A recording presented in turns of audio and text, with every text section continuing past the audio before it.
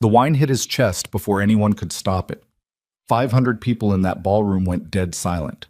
Not a cough, not a whisper. Because every single one of them knew you didn't embarrass Dante Moretti.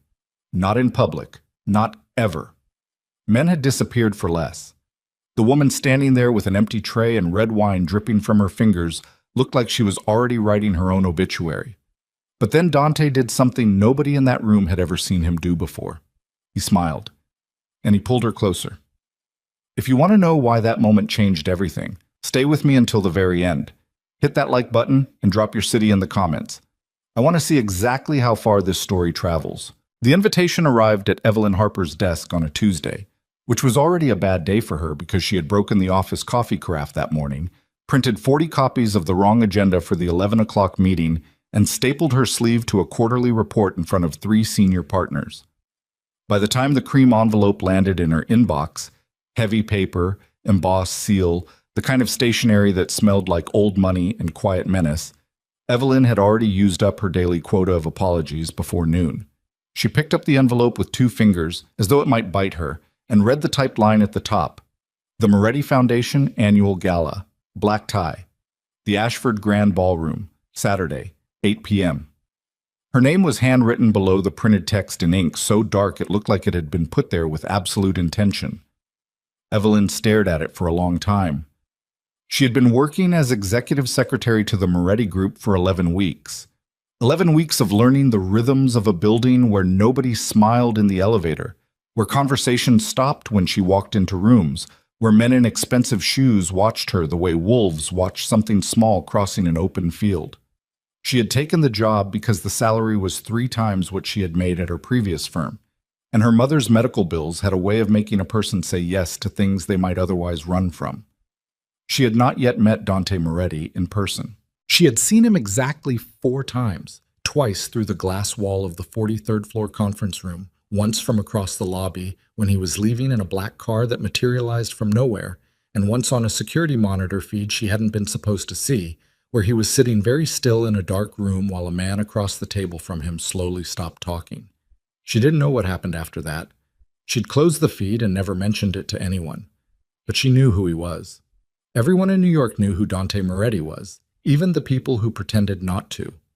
She tucked the invitation into her desk drawer, went back to reprinting the 40 correct agendas, and told herself that attending a gala for a man like that was the kind of decision she should sleep on. She didn't sleep at all that Thursday or Friday. By Saturday evening, she was standing in her bathroom in a black dress that had seen better years, applying lipstick with slightly trembling hands and arguing with herself in the mirror about the nature of professional obligation. Her cat, a bad-tempered tabby named Gerald, watched her from the toilet lid with the expression of an animal who had already calculated the odds and found them unfavorable. "It's one night," Evelyn told him. Gerald blinked slowly and said nothing, which was exactly the kind of commentary she deserved. But the Ashford Grand was the kind of hotel that made you feel underdressed the moment the cab pulled up to the curb. The building was pre-war stone and gold-lit windows and doormen who looked at your shoes before they looked at your face. Evelyn paid the driver, stepped out onto the sidewalk, and immediately caught her heel in a sidewalk grate and lurched forward hard enough that a passing stranger, a bald man in a tuxedo, had to grab her elbow to keep her vertical. "Steady," he said, not unkindly. "Thank you," she said, pulling herself upright with as much dignity as a woman can muster when she has just nearly face-planted in front of a 5-star hotel. "I'm completely fine." "Sure you are," he said, and walked away.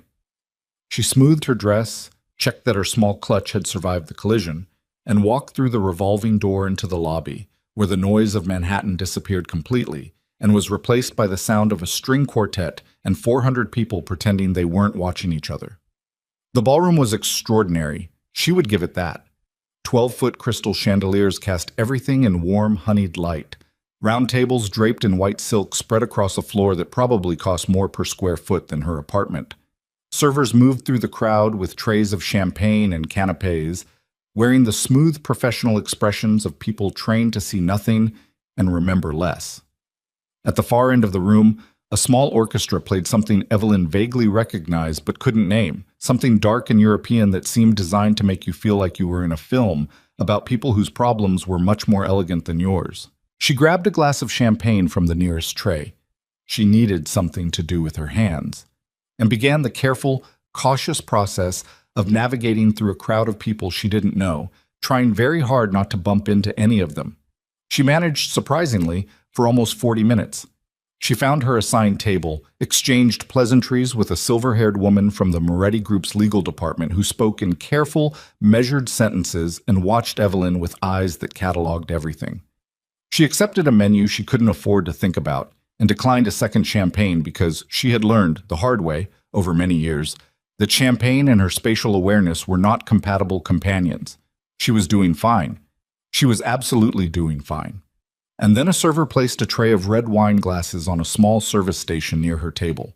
12 glasses, full, deep burgundy red, arranged in a neat formation, and asked Evelyn if she could carry it to the adjacent table while he ran to the kitchen because the other server had just dropped something and there was a minor crisis involving a senator's wife and a shellfish allergy.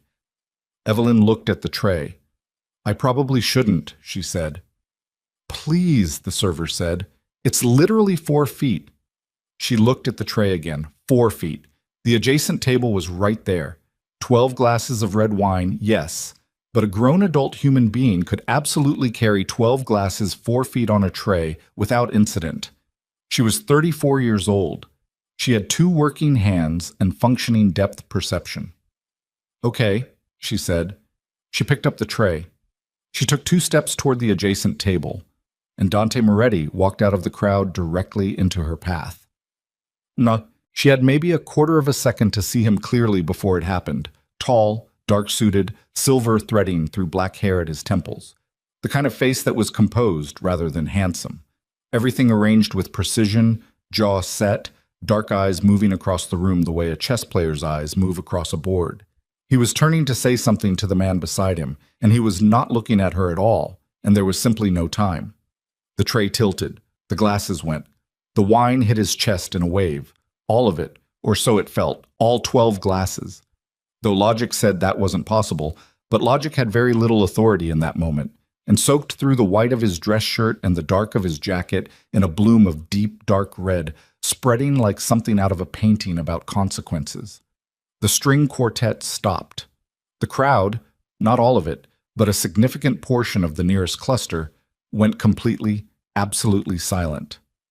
Evelyn stood there, with an empty tray, her mouth open, the words "I'm so sorry" already forming but not yet making it out, staring at Dante Moretti's ruined suit and understanding with every nerve ending in her body that she had just done something catastrophic.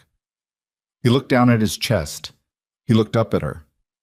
And every person within 20 feet of them braced themselves, the way you brace for an impact you can already see coming but can't stop. Basam. Later, when she tried to reconstruct those seconds in her memory, Evelyn could never quite get them in the right order. What she remembered most clearly was the quality of the silence, the weight of it, the held breath, the stillness of 200 people waiting for the moment when the surface tension broke and everything went wrong. What she remembered second was his face, not rage, not the cold, efficient fury she had been anticipating, not the controlled violence she had glimpsed through glass walls and security monitors, and the careful, frightened stories that floated through the building's lower floors like smoke. His face was still. Not blank, exactly, but gathered, like a man who had decided something very quickly and was already settled in that decision by the time anyone else had finished processing the fact that a decision needed to be made. He reached into the breast pocket of his ruined jacket, produced a folded white handkerchief, actual cloth, she noticed, not paper, the kind nobody carried anymore, and handed it to her. She took it automatically. "Your hand," he said. "You cut it." She looked down. There was a small cut on the side of her palm where the edge of a falling glass had caught her. She hadn't felt it. A thin line of red ran from the base of her index finger down toward her wrist, mixing with the dark wine stain on her skin. "Oh," she said. "Press it," he said. She pressed the handkerchief against her hand. Then he did the thing that stopped the room. He placed his hand gently at the small of her back. Not grabbing, not directing, just present.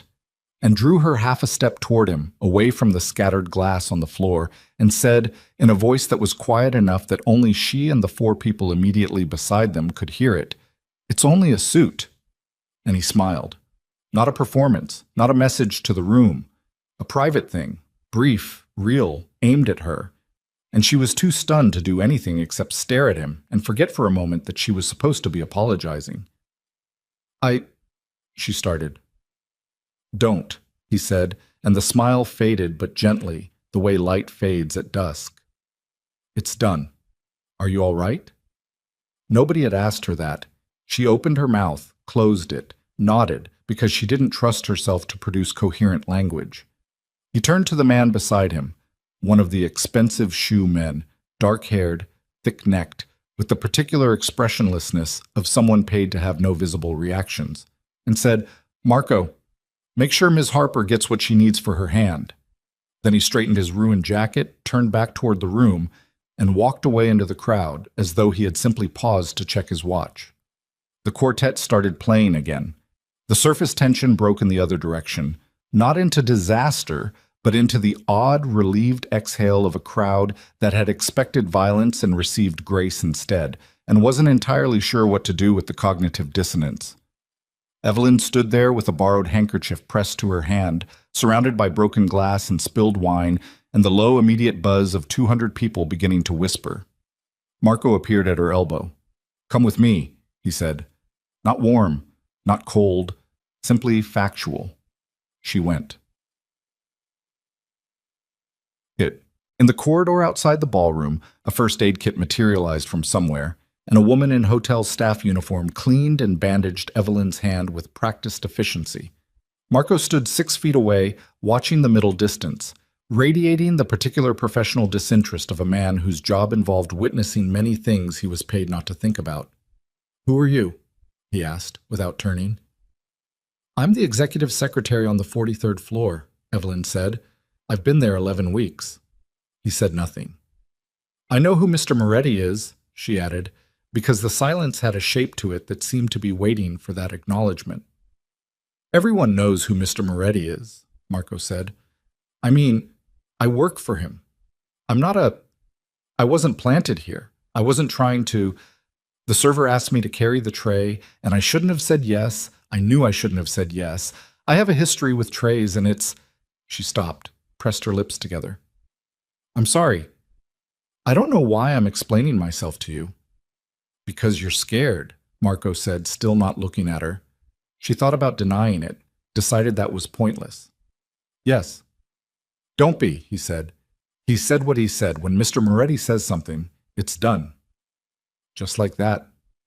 Just like that. The woman finished bandaging her hand and stepped back. Evelyn flexed her fingers, testing the movement. The cut wasn't deep. It would be fine by Monday. "Go back in," Marco said. "Have dinner. Don't leave early. Leaving early would look like something." "Like what?" He finally turned to look at her, and his eyes were the eyes of a man who had filed that question as unanswerable for people at her clearance level. "Like something," he said again. "Go back in, Ms. Harper." She went back in. "Bob Bassi." Dinner was a 3-course exercise in controlled anxiety. Evelyn ate without tasting anything. The silver-haired lawyer across from her, Renata, she'd learned, Renata Voss, 30 years in the organization's legal structure, nails like weapons, watched her with barely concealed fascination and asked, very precisely, "Are you always this exciting to sit next to?" Which didn't seem to require an answer and didn't get one. From across the room, at the elevated central table where the most important people sat, the ones who didn't have assigned tables because rooms arranged themselves around them instead, Evelyn was aware, twice, of being looked at. She didn't look back both times. The third time she couldn't stop herself, and when her eyes found Dante Moretti's across the distance, he was already looking elsewhere. She told herself she had imagined it. She ate her salmon, she drank water. She did not knock anything over for the remaining 2 hours of the event, which she counted as a significant personal achievement. Monday morning arrived with the kind of gray, flat October light that Manhattan specialized in during the weeks when summer had definitively surrendered. Evelyn was at her desk by 7:45, 43 floors up, with her bandaged hand wrapped around a coffee mug, trying to decide how to describe herself on a resignation letter and whether the phrase deeply unsuitable was too honest or not honest enough. She had drafted 3 versions over the weekend. She was working on a 4th when the phone on her desk rang with the internal signal that meant the 43rd floor's direct line. She picked it up. "Miss Harper." His voice on the phone was different from the ballroom. Quieter, flatter, all the ambient noise of the event stripped away. It sounded like a closed room. "My office, 10 minutes. The line went dead before she could respond. She put the phone down. She looked at the unfinished resignation letter on her screen. She saved it to her desktop under a file name that said Draft and went to find her notepad and pen. Dante Moretti's office occupied the entire northeast corner of the 43rd floor and had the kind of view that reminded you of your own smallness. Floor-to-ceiling windows looking out over a city that seemed, from up here, to have been arranged for someone's private contemplation. The furniture was spare and serious. A long desk, clean-surfaced. 2 chairs facing it. A credenza along one wall with no personal photographs, no decorative objects, nothing that could be read. A single painting, abstract, dark blues and grays, the kind that didn't ask you to feel anything specific. He was standing at the window when she entered, his back to her, looking out over the city in the gray morning light. He had changed suits since Saturday. Of course he had. This one was charcoal, perfectly fitted, as though it had been designed specifically for the geometry of his particular posture. "Close the door," he said. She closed it. He turned. In the daylight, stripped of the ballroom's flattering glow, he was harder to read. The lines around his eyes were deeper than she'd noticed Saturday. There was something about his face that suggested a long-term argument with sleep. He was somewhere in his mid to late 40s, she had gathered, though the Moretti Group's internal documentation was, she had discovered, strategically vague on personal details. He looked at her hand, the bandage. "Better?" he asked. "Yes, it wasn't serious. Thank you. For Saturday. For how you—" She stopped. "I've written a resignation letter. 3 of them, actually. I can have one finalized by noon if you'd prefer to handle it that way." Something moved across his face. Not quite amusement, more like recognition. "Sit down, Ms. Harper. I'd rather stand while I'm being fired, if that's all right. I'm not firing you." She looked at him. "Sit down," he said again. She sat. He moved to the desk but didn't sit behind it. He stood beside it, which put him at a slight angle to her, not directly facing, the way someone stands when they're choosing their words carefully and don't want their expression to do too much of the work. "You've been in that building for 11 weeks, he said. "Yes. In those 11 weeks, 3 of my senior directors have taken unscheduled personal days on the same dates. A draft term sheet from a private acquisition disappeared from the secure server for 6 hours on October 2nd and returned with no log of access. A meeting between myself and 2 overseas partners was attended by someone who was not invited for approximately 4 minutes before the building's security noticed." He paused. "Are you following this?" Evelyn's mouth was dry. "Yes." "What I am about to tell you does not leave this room." He said it without emphasis, which made it more serious than emphasis would have. "There is a leak in this organization. It has been active for somewhere between 4 and 7 months. It is not an outside breach. It is internal." He finally moved around the desk and sat, and now he was looking at her directly. The way he'd looked at her in the ballroom. That gathered, decisive quality. The eyes of a man who had already finished processing something that other people were still catching up to. "I've had 3 separate internal investigations," he said. "All 3 produced no meaningful results. The people running them were either incompetent or compromised. The people I trusted most have become people I cannot afford to trust." He picked up a pen from the desk, turned it once between his fingers, set it down. "But I've been watching the outer offices. The spaces people don't notice because they don't think they matter." Evelyn said nothing. "You notice things," he said. "I'm sorry?" "The Anderson file. 3 weeks ago. You flagged a discrepancy in a footnote, a number that didn't match a line 3 pages earlier. You put a post-it on it, left it on the senior partner's desk, and never mentioned it again. The discrepancy was not an error, it was intentional. The partner in question has since resigned. He paused. You didn't know what you'd found. I just thought it was a typo, she said. You flagged it anyway. I was being thorough. I didn't. October 7th. You were delivering documents to the third-floor conference room and you walked in during a phone call. You excused yourself and left. But before you left, you heard enough to understand that something wasn't right. 2 days later, you reorganized the entire filing system for that floor's communication logs, unprompted, and you used a categorization method that happened to create a searchable record of every external call made from that room for the past 4 months. The air in the room felt different. I thought the system was disorganized, she said carefully. It was. He looked at her steadily. You also thought something was wrong, and you created a record without knowing exactly why, because you are the kind of person who does that, who keeps things, categorizes things, files things away, not because you know you'll need them, because some part of you knows that things matter more than they appear to. He stopped. I need that. I need someone who sees what isn't supposed to be seen and doesn't know they're seeing it, and keeps records anyway. Evelyn sat very still. What exactly are you asking me? She said. To move your desk? He said. To the anteroom outside this office. To work directly beside me as my primary secretary until I know who is destroying my organization from inside it. The city spread out behind him through the glass, gray and enormous and indifferent. You want to use me as bait, she said. No. Something shifted in his expression. Not offense, but precision. I want to use your eyes. There's a difference. That seems like an important distinction that reasonable people might disagree on. Probably, he said. But you're going to say yes. She looked at him. That's a confident prediction. Your mother's bills, he said very quietly. Not cruelly, just factually, which somehow made it harder to absorb. Your prior firm, the reason you took this job.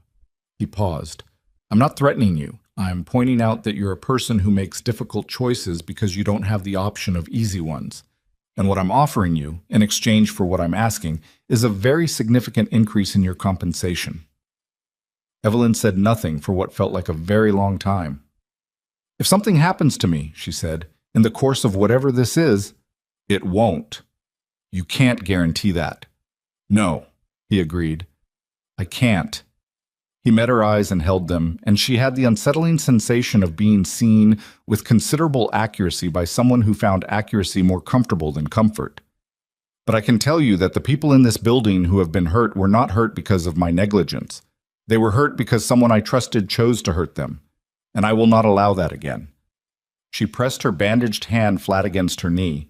She thought about the resignation letter on her desktop, the 3 drafts, the word unsuitable in all its variations. She thought about her mother's voice on the phone last Sunday, tired but still trying not to sound it. She thought about the number at the bottom of the last hospital invoice, and the number in her bank account, and the distance between them. She thought about the filing system she'd reorganized on the 3rd floor, and the footnote discrepancy, and the small quiet certainty that had moved through her like a current when she'd put that post-it note on the senior partner's desk. The feeling of something being wrong that she hadn't had the language for, and still didn't, not really. All right, she said. He nodded once, not triumphant, just settled. One condition, she added. He waited. I reserve the right to spill coffee on you again if the situation requires it. A beat of silence. Then, very briefly, the same thing she'd seen at the gala. Not quite a smile, but its nearest neighbor. Noted, he said. Marco will handle the desk relocation. You start today. She stood. She was at the door, hand on the frame, when he spoke again. Ms. Harper. She turned. The suit, he said. It was 11,000, not 10. For the record. She looked at him. In case accuracy matters to you, he said. It does, she said. For the record, I knew it wasn't an accident. He went very still. The wine, she said. The way I was positioned, the tray. I've been thinking about it. Someone moved that service station to exactly that spot, probably an hour before you walked out of the crowd. It was positioned for a collision. It wasn't random, and it wasn't just me being clumsy. She paused. I don't know what it was for, but it wasn't random. The stillness in him had a different quality now. It was the stillness of something she couldn't name, something that lived between calculation and something raw, something he didn't let most people see. Close the door on your way out, he said. She left. She walked down the corridor to her old desk, sat down, opened the resignation letter on her computer, and deleted all 3 drafts. Her hands were shaking, she noticed. She pressed them flat on the desk until they stopped. Through the glass wall at the end of the corridor, she could see Marco already on the phone, gesturing toward her current workspace with the particular efficiency of a man who received instructions and enacted them before most people had finished their first cup of coffee. She looked at the empty mug beside her monitor. She needed more coffee. She needed to be very, very careful about how she carried it. But mostly, underneath the fear that was doing its quiet, persistent work along the base of her spine, there was something else. Something she hadn't felt in a long time, something she didn't have a perfect word for. Not excitement, more like orientation, like a compass needle that had been spinning for years and had just, for the first time, stopped. She picked up her notepad. She walked toward her new desk. And somewhere on the 43rd floor, in a filing cabinet that had not yet been fully reviewed, a folder sat between 2 others that no one had yet thought to compare. 2 sets of external communication logs, dates that matched. Names that didn't align. A discrepancy so subtle it would have been invisible to anyone who wasn't the specific kind of person who noticed footnotes and post-it noted them in offices where nobody expected to be watched. Evelyn Harper didn't know about that folder yet, but she would. The new desk smelled like someone else's ambition. It was a smaller workspace than her old one, a narrow anteroom between the elevator bank and Dante's office door. Barely enough room for a 2-drawer filing cabinet, a monitor, and the particular kind of loneliness that came from sitting at the center of something dangerous without a clear map of its edges. Marco had the desk moved by 10:15. By 10:30, her files were transferred.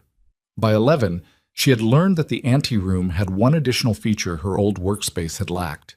She could hear through the heavy door to Dante's office, not the words but the quality of conversations, the temperature of them, whether they were running cold or hot.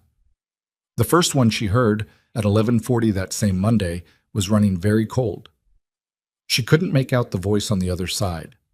It was one of the men who had gone in 40 minutes earlier, and she had memorized his face from the visitor log without being asked to. Vincent Caruso, 51, Chief Operations Officer, 12 years with the organization, the kind of tenure that meant either exceptional loyalty or exceptional camouflage. She had written his name on her notepad when he entered. She had underlined it once, then thought better of that and erased the underline. The conversation lasted 6 more minutes. When Caruso came out, his face was arranged in the flat, controlled expression of a man who had been told something he didn't like and was deciding how to feel about it in private. He looked at Evelyn as he passed, directly, briefly, the way you look at a new piece of furniture to assess whether it will be a problem. And then he looked away and kept walking. She watched him until he turned the corner toward the elevators. She wrote nothing in her notepad, but she pressed the tip of her pen to the paper and held it there for a moment, making a small indentation in the page that wasn't a word or a mark, but was still, somehow, a record. By the end of that first week, Evelyn had developed what she privately called a topology of the 43rd floor. Not a map exactly, more like a sense of which spaces had pressure in them and which ones were just rooms. The conference room at the northeast end ran cold even when it was full, something about the way conversations in it ended before they were finished. The small kitchen beside the copy room ran warm. People talked there the way people talk in kitchens, the way mouths move more honestly when hands are doing something else, when someone is refilling coffee and not technically in a meeting. She started taking her lunch breaks in the kitchen. She brought a book, which was important. A book was permission to sit without conversing, without appearing to listen, without being present in any way that required acknowledgement. The book she brought was always the same one, a thick worn paperback she'd had since college, because nobody looks closely at a book someone has clearly already read. On the third day, she heard 2 junior analysts arguing in low, strained voices about an access code that had changed without notice, locking them out of a server partition they had previously used for routine reporting. One of them, young, wire-thin, with the particular anxiety of someone who suspects they're being watched but can't locate the camera, said, "Somebody moved the line and didn't tell us." The other one, older by maybe 5 years, with the weathered patience of someone who had stopped being surprised. "Lines move here all the time. The question is who moved it? And who benefits?" Silence. The sound of a microwave running. "Don't say that here," the older one said, quietly, like a door closing. Evelyn turned a page of her book. That evening she stayed late, after the floor had emptied, and spent 45 minutes reviewing the server access log she had been given clearance to see as part of her administrative role.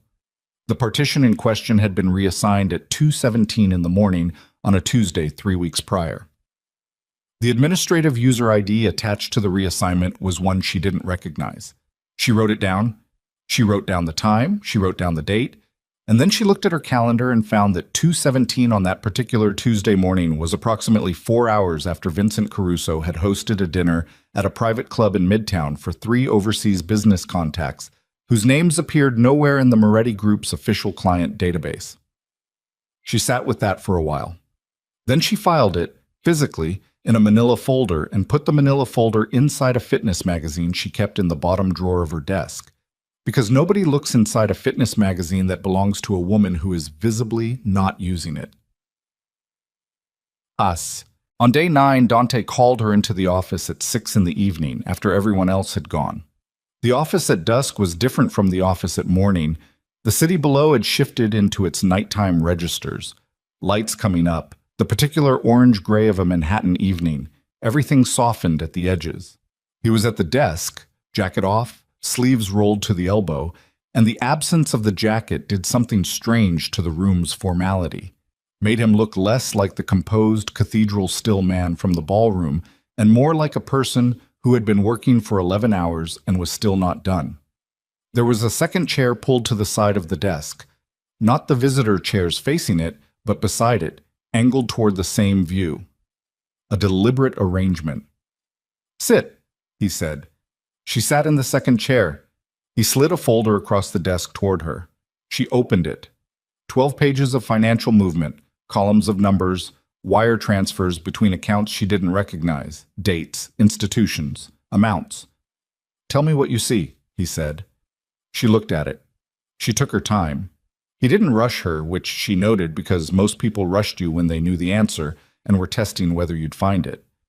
"This account," she said, putting her finger on a line 2/3 of the way down the 3rd page. "It receives a transfer on the 14th of every month, but the amount changes each time by a very small percentage, never a round number, never the same twice. That's not how you pay a vendor. Vendors have fixed contracts." She looked at the next page. "And this routing number? It's registered in a jurisdiction that doesn't require beneficial ownership disclosure, so whoever owns the receiving account doesn't have to be named anywhere." "Go on." "The amounts are small enough individually to avoid standard reporting thresholds. But if you add up every transfer across," she counted back through the pages, 7 months, "you're looking at somewhere above $400,000 that has left the organization's accounts and gone to a place where its destination is legally invisible." She closed the folder. "This isn't embezzlement. Embezzlement is greedy. This is methodical. Someone is being paid regularly, carefully, for something ongoing." Dante was looking at her with the settled quality she had come to recognize as his version of close attention. "The account originated inside this organization," he said.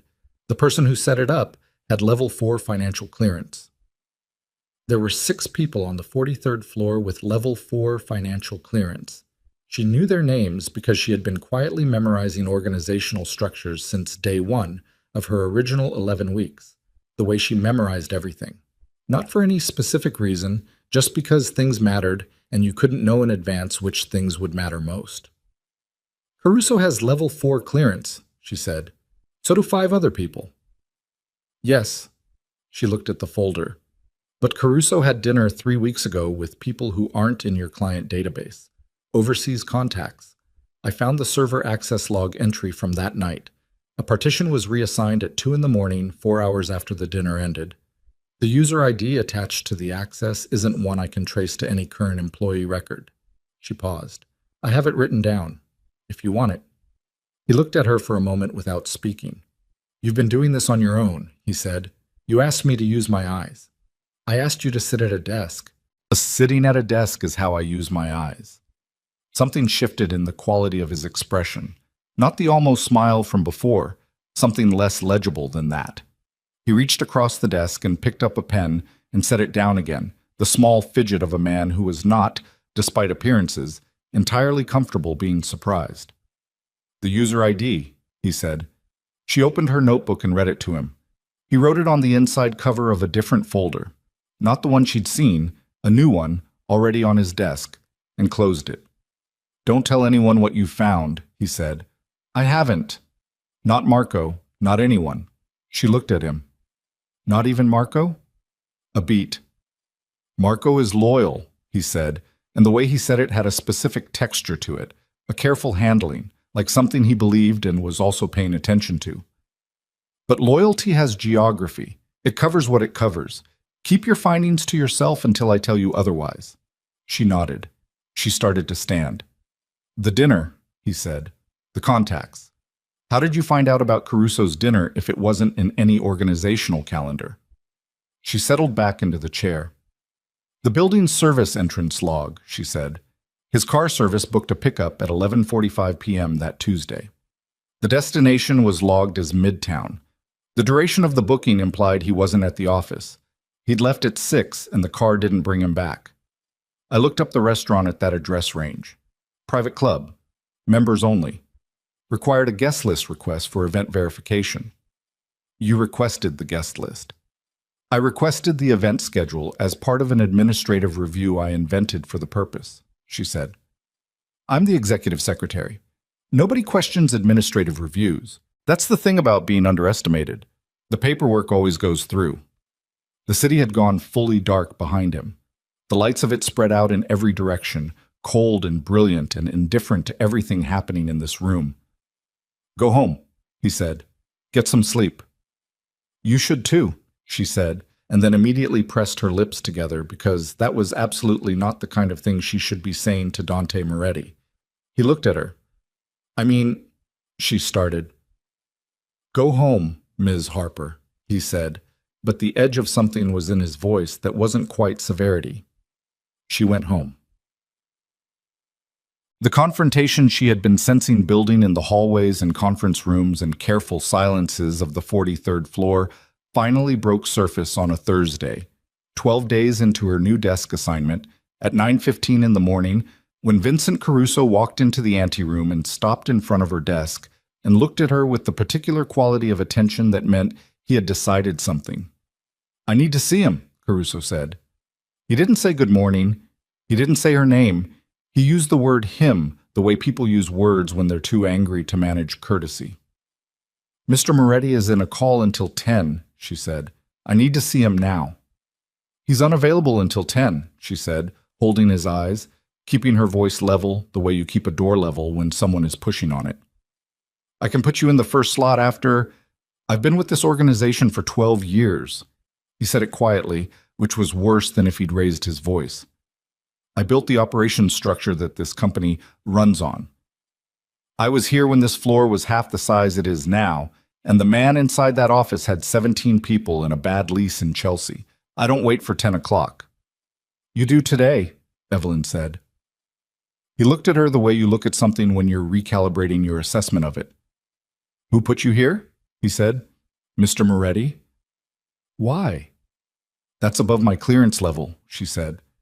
Would you like the 10 o'clock slot, or should I look at 10:30?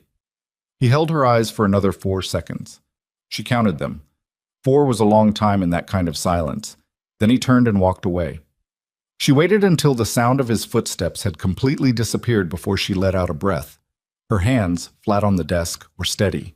Her heart was not, but that was the heart's problem. She wrote the time in her notepad. She wrote Caruso. Confrontational. Pressed for access. Didn't ask what the call was about. Already knew there was one. She underlined that last part, then thought better of the underline again, and then left it. That afternoon, she made a mistake.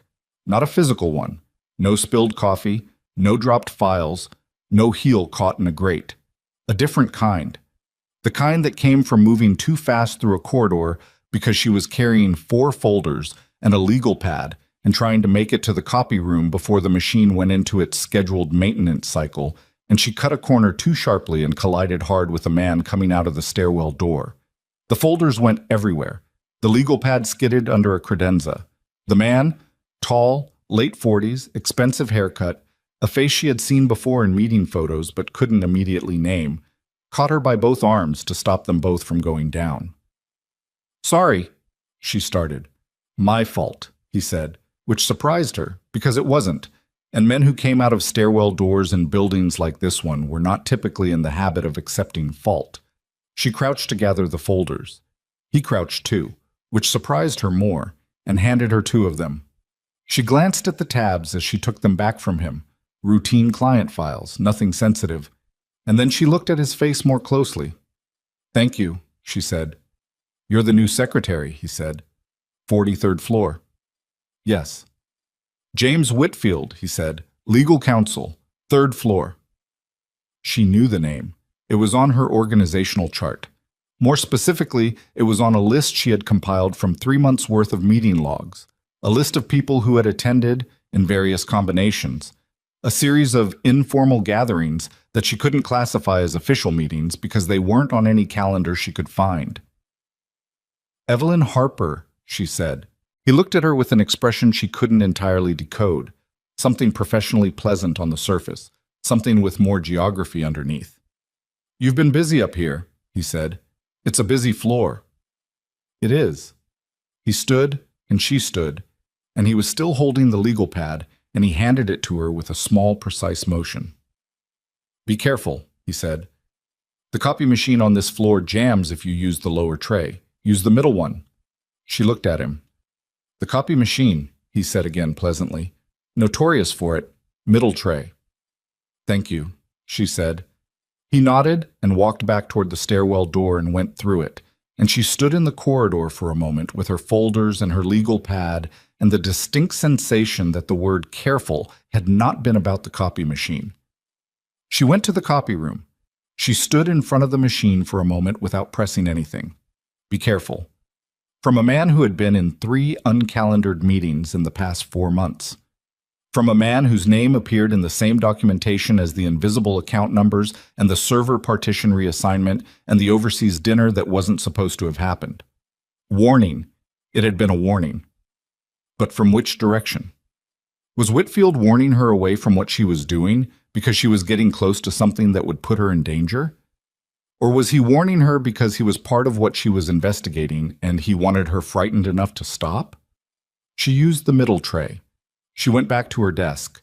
She opened her notepad and she wrote Whitfield, and she sat with the pen hovering over the page for a long time before she wrote anything else. 3 days later, the files moved. Not all of them, just one. The manila folder inside the fitness magazine in the bottom drawer of her desk.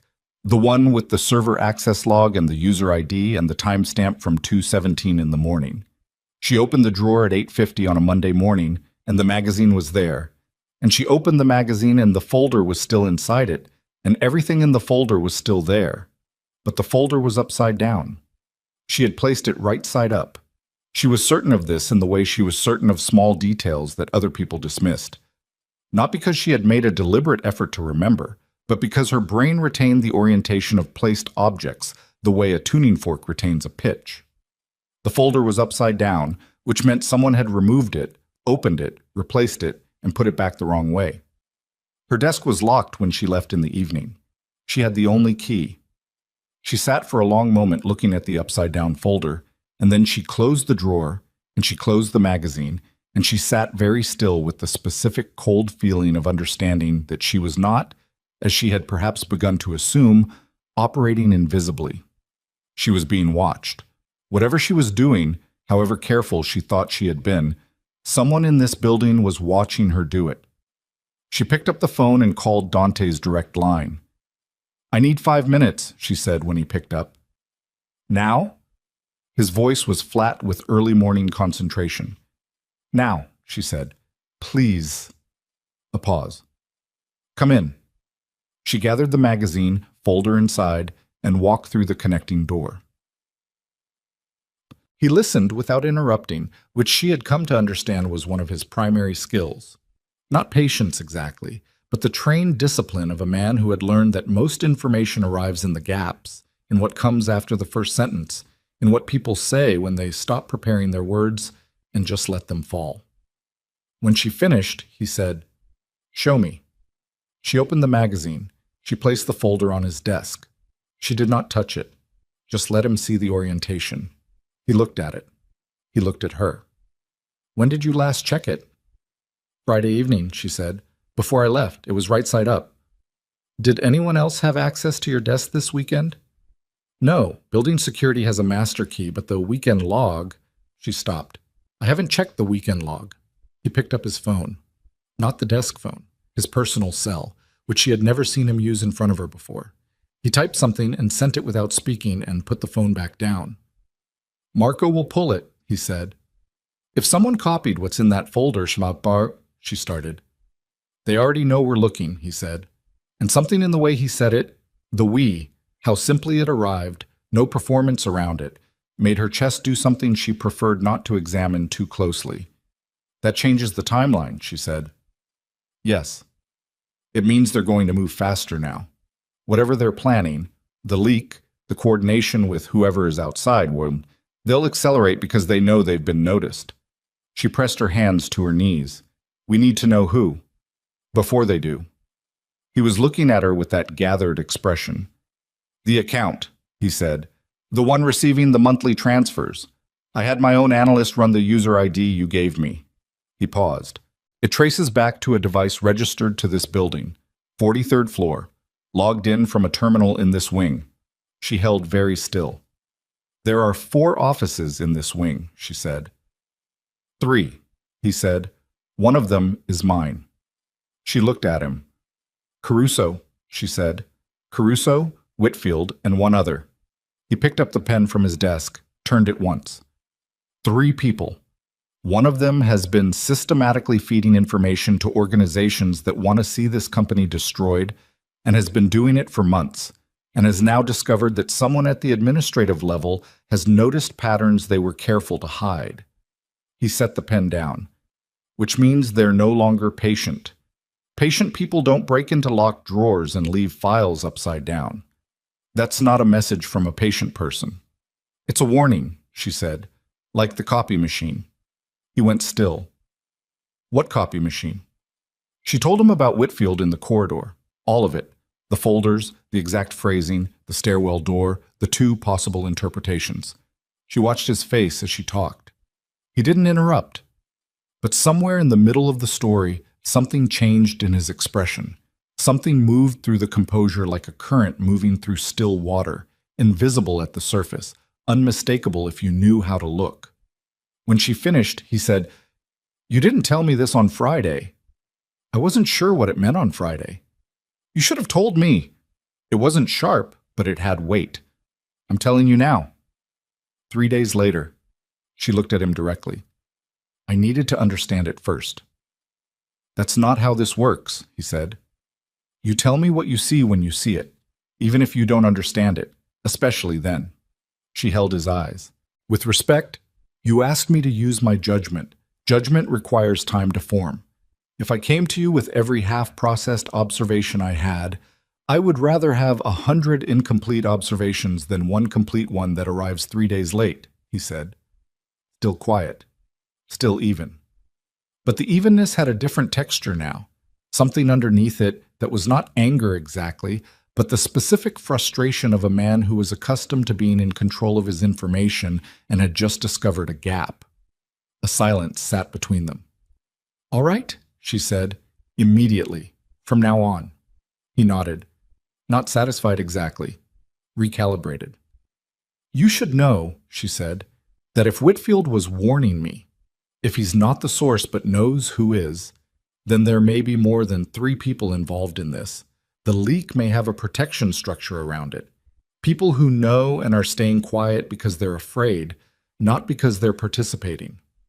"That's a wider problem," he said. "Yes," she said, "it is." He stood, which meant the meeting was over. She stood.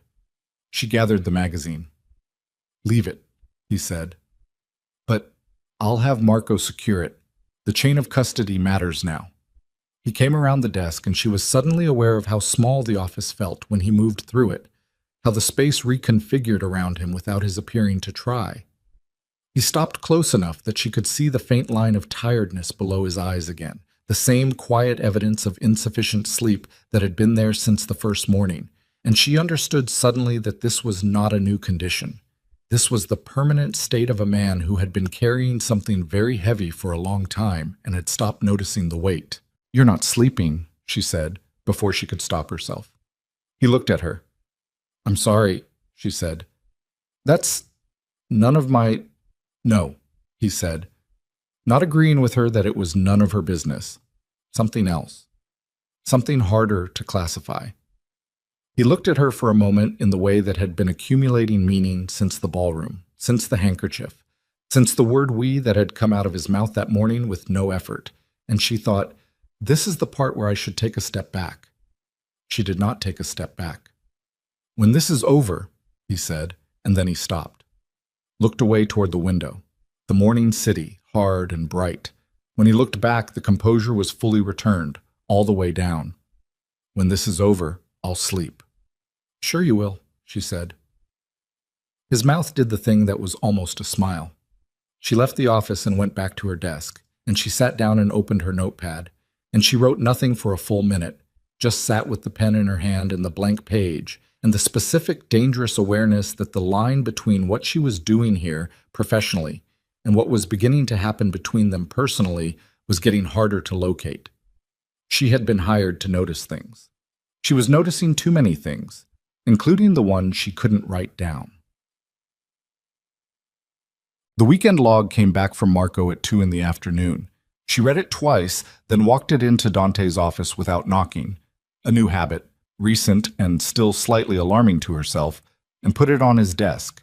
He read it. He said nothing for 10 seconds. Then he said, "Saturday, 2:43 a.m., Master Key, Terminal C." Terminal C was the workstation outside Whitfield's office. She said, "Whitfield was at a client dinner in Boston on Saturday. I checked his calendar. He didn't return until Sunday evening." Meaning someone used Terminal C while Whitfield was out of the city. Meaning someone wanted it to look like Whitfield. Dante set the log down. He looked at the window, at the city. "Caruso," she said. He didn't answer immediately. "The overseas contacts from the dinner," he said. "I've identified 2 of them through separate channels. They represent a consortium that has been attempting to acquire controlling interest in 3 of our international subsidiaries through a series of minority stake purchases. Quiet, incremental, nothing that triggered review thresholds." He turned from the window. "If someone inside this organization is feeding them acquisition data, term sheets, valuation models, board meeting minutes, they have a roadmap to everything, every pressure point, every leverage opportunity. They're not just leaking," she said. "They're providing a blueprint for dismantling this from the outside while the inside destabilizes." "Yes. And the suit," she said. "Saturday night, the gala." He looked at her. "You said you were carrying documents," she said. "In your jacket, the acquisition documents." "Draft merger terms," he said, "for a filing due Monday morning." "The collision was staged," she said. "I've been thinking about it since I told you. The service station was moved to create a specific sight line. If you stopped there, if someone drew your attention, if you turned, your jacket would be visible to anyone positioned at the right angle at the right moment with a camera." He said, "They photographed the documents through my jacket." "Through a wet jacket," she said. "Wine is transparent when it's saturated through thin fabric. If you know what you're looking for, if the resolution is good enough." "They have the merger terms," he said. "They've had them since the night of the gala." The room was very quiet. "The filing is Monday," he said. "Tomorrow. If they move before you file, if they use what they have to get ahead of the merger through a competing bid or a regulatory challenge, the deal falls apart," he said, "and the subsidiary it was designed to protect goes exposed." She had gone very still. "This was never just about information," she said. "It was about timing. They've been building toward one specific moment. the merger filing, and they've been inside this organization long enough and carefully enough that they're already in position. She looked at him. They're going to move tonight. Dante Moretti looked at her across the desk, and for one unguarded second, shorter than a breath, she saw behind the composure, down to the thing underneath. Not fear, not Dante Moretti, but the specific weight of a man who has just understood that the thing he has spent 12 years building is 24 hours away from being taken apart from the inside, and the only person in the room who might be able to help him is a woman who, until 3 weeks ago, had been best known for spilling beverages on important documents. He picked up his phone. He called Marco. And in the 43rd floor anteroom, in the bottom drawer of a desk that had already been violated once, in the fitness magazine that was no longer there, in all of that, something had already been set in motion that none of them could stop by standing still. The only question left was whether they could outrun it. Marco arrived in 4 minutes. That was the thing about Marco. He didn't materialize the way some of Dante's people did, all sudden presence and theatrical efficiency. He simply arrived, the way a wall arrives when you walk into it, solid and without ceremony, filling the doorway of the office with his specific density and waiting for instruction. Dante told him in 3 sentences: the overnight access, Terminal C, the merger documents. Marco said, "Who else knows?" "In this room," Dante said. Marco looked at Evelyn with the expression she had come to understand as his version of reassessment, not hostile, not warm, just the mechanical recalibration of a man updating his internal files. Then he looked back at Dante. "The filing team? Don't touch them yet. If anyone on that team is connected, alerting them alerts the whole network." Dante moved to the window, then stopped himself. She noticed that. The self-correction, the refusal to pace, the deliberate stillness of a man who had learned that how you moved in a room told people things you didn't want them to know. "We file tomorrow morning as scheduled. Nothing changes on the surface." "And underneath the surface," Marco said. "We find out tonight who walked through that door with a master key." Marco said, "Building security keeps camera footage for 72 hours before it cycles. Saturday was 61 hours ago. I'll pull it. Quietly. Always." Marco left. The door didn't slam. It never slammed. Marco was not a door-slamming man. It closed with the specific soft authority of something that meant business. Evelyn stood at the edge of the desk and said, "The cameras cover the stairwells? Every access point. Then we'll have a face." "We'll have a face," Dante said. "The question is whether the face is the one I'm expecting." She looked at him. "Caruso." He said nothing for a moment. Then, 12 years is a long time to watch someone, long enough to think you know the shape of their loyalty.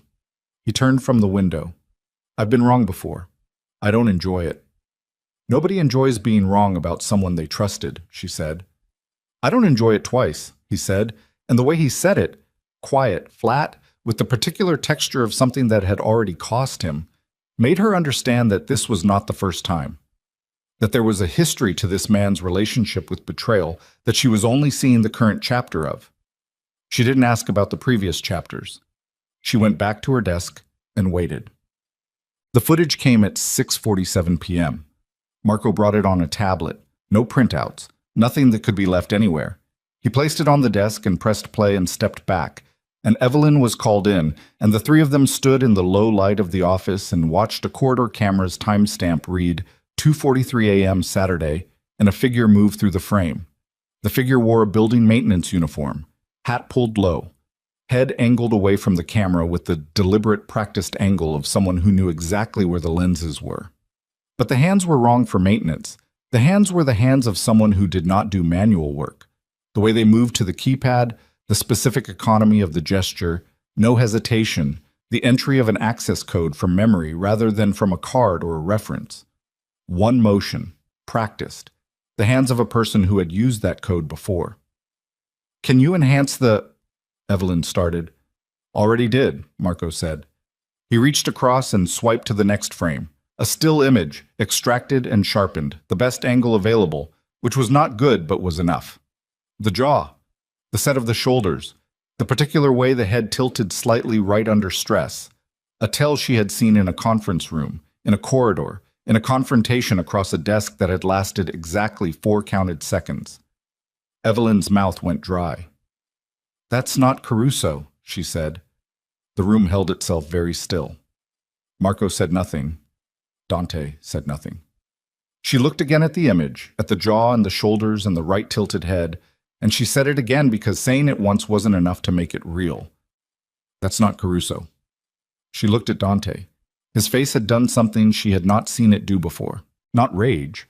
Rage would have been easier to be in the room with. Something colder. Something that moved through the composure like a crack moves through stone, invisible for a long moment and then suddenly, irrevocably, there. "No," he said. "It's not." She looked at the image again, the jaw, the shoulders. 12 years. The word loyal said with careful handling, like something he believed and was paying attention to simultaneously. "Marco," she said, and she heard her own voice come out steadier than she had any right to. "How long have you worked for Mr. Moretti?" The silence that followed was the longest she had experienced in that office. Marco said, 11 years. And before that? Another silence, different texture, the silence of a man deciding something. "Before that doesn't matter," Marco said. "It matters now," Dante said, and his voice was a room with all the furniture removed. "It matters right now, Marco." Marco looked at him. The two of them, Dante at the desk, Marco 2 feet from the door, held something between them that Evelyn could feel the shape of without being able to name it. Something old and structural, the specific weight of a relationship that had been load-bearing for a long time and was now being tested in a way that would determine whether it held or collapsed. "Sit down," Dante said. Marco did not sit down. "The consortium," Dante said. "The overseas contacts from Caruso's dinner. You ran the background check on those names last week when I asked you to. You had the full list." He paused. One breath. "2 of those names are in your personnel file, from before you came to me." Evelyn went absolutely still. "Associates," Marco said. The word came out careful, deliberate. The word of a man who had prepared for this conversation and was still not entirely ready for it. "From a long time ago, Before you what?" "Before I chose a different direction." "Did you?" Dante's voice had not changed in volume or temperature. That was the most frightening thing about it. The total architectural steadiness of it, the absence of any of the usual human signals that told you how close you were to the edge. Or did you choose to continue in the same direction from a position that gave you better access? Dante. Don't. One word. The flattest word she had ever heard a human being produce. Marco closed his mouth. "The merger documents," Dante said. "When I told you we were filing Monday, you were the first person in this building who knew, before the legal team, before the filing team. You." He picked up the tablet and looked at the image on it and put it back down. "Who did you call?" Marco's jaw moved. Once. The motion of a man who has constructed a version of this moment in his head many times and is finding that the real version is different from every construction. "I need you to understand," Marco said, "that what I did, the scope of it, it was limited. I controlled what they got. I kept—" "Who did you call?" The name Marco said was not Caruso. It was not Whitfield.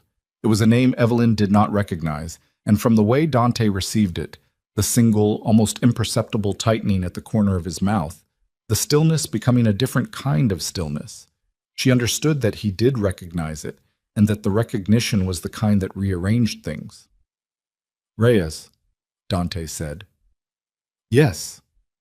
Daniel Reyes has been attempting to acquire my international portfolio for 8 months. "Yes. And you have been his instrument inside this organization." Marco said, "It wasn't supposed to go this far. When it started, it was information, market information. Nothing that would what?" Dante stood. He was not a man who needed height or volume to be dangerous, but the standing had a quality to it, the full deployment of something that had been held in deliberate reserve. Nothing that would destroy what I spent 20 years building. Nothing that would expose my partners, compromise my people, endanger everyone in this organization who trusted me to keep them safe. His voice had not risen. It was perfectly, terrifyingly level. Nothing like that, Marco? I made choices I can't take back, Marco said. I know that. You made choices, Dante said. Yes. The air in the room was the kind that precedes weather, the specific atmospheric pressure of something large about to break. Evelyn did not move. She was aware of her own heartbeat with unusual clarity, the way you become aware of it when the rest of the noise drops away. She was also aware, on some parallel and very practical track, that she was standing in a room with two men, and one of them had just confessed to a betrayal that had been in motion for months, and the other one was the kind of man about whom the building's lower floors still spoke in careful, edited sentences. She was aware of the door. She was aware that the door was behind Marco. She was aware that she was not, despite recent evidence to the contrary, actually the kind of person who was equipped for this room right now, but she also did not move toward the door. How much does Reyes have? She said. Both men looked at her. The merger terms from the gala, she said, keeping her voice as level as she could manage. The partition data, whatever else has been transferred over the past months, how much of it has Reyes actually received and processed? Because there's a difference between what Marco passed to him and what Reyes has been able to act on. If the merger filing is tomorrow morning and Reyes is planning to move tonight, he needs to have already converted the information into a competing position. Has he? She looked at Marco. You controlled what they got. That's what you said. So tell us what you held back. Marco looked at her for a long moment with an expression she couldn't fully classify. Something between the exhaustion of a man at the end of a very long road and something that might, in different circumstances, have been respect. The valuation models, he said. For the 3 subsidiaries, I gave him the structure, but not the numbers. Reyes knows the shape of the deal. He doesn't know the pricing. He paused. Without the pricing, his competing bid would be approximate. He'd be guessing at the floor. But he still has the merger terms, Dante said. The draft from my jacket. The draft, Marco said, not the final. The draft had placeholder numbers in 2 of the 3 annexes. I know that because He stopped. Because I reviewed the document before the gala. The placeholders hadn't been finalized yet. Evelyn looked at Dante. So, Reyes has structure without substance. He can see the frame of the deal, but not what fills it. He can still block it, Dante said. He doesn't need precise numbers to file a regulatory challenge or approach the counterparties directly. Uncertainty alone is enough to delay the filing, and delay kills this deal as surely as a competing bid. Then we don't give him time to create uncertainty, she said. We file tonight. Dante looked at her. The filing window opens at midnight, she said. I know because I processed the submission package for the legal team, and the cover sheet lists the earliest eligible window. If we file at midnight instead of Monday morning, Reyes loses his timing. Everything he's planned is built around a Monday morning filing. That's the window he's been preparing to move in. We take the window away. The legal team would need to complete the final annexes, Dante said. Tonight. How long? 3 hours? Maybe 4. It's 6:58, she said. That gives us until midnight. Dante looked at Marco. Marco looked at the floor. The legal team, Dante said to Marco. Quiet. Final. Who on it reports to you? A pause. No one directly. But Whitfield knows. Whitfield is aware that Reyes has an interest. I told him 6 weeks ago. He's not a participant. He's been sitting with it. Sitting with it, Dante said. He's scared, Marco said. He's not corrupt. He's scared. That's a distinction that matters a great deal to Whitfield and very little to me right now. Dante turned to Evelyn. Get Whitfield, not by phone, in person. Bring him here. She was already moving. Whitfield was in his office on the 3rd floor, which surprised her. She had half expected him to be gone. The building felt like a place where people were quietly disappearing. But he was there, jacket on, tie still knotted at 6:59 p.m., sitting at his desk with the particular alertness of a man who had been waiting for something to happen and had recently begun to suspect it was happening now. He looked up when she opened his door. She said, 43rd floor, now. Mr. Moretti is asking. His face did several things in rapid succession.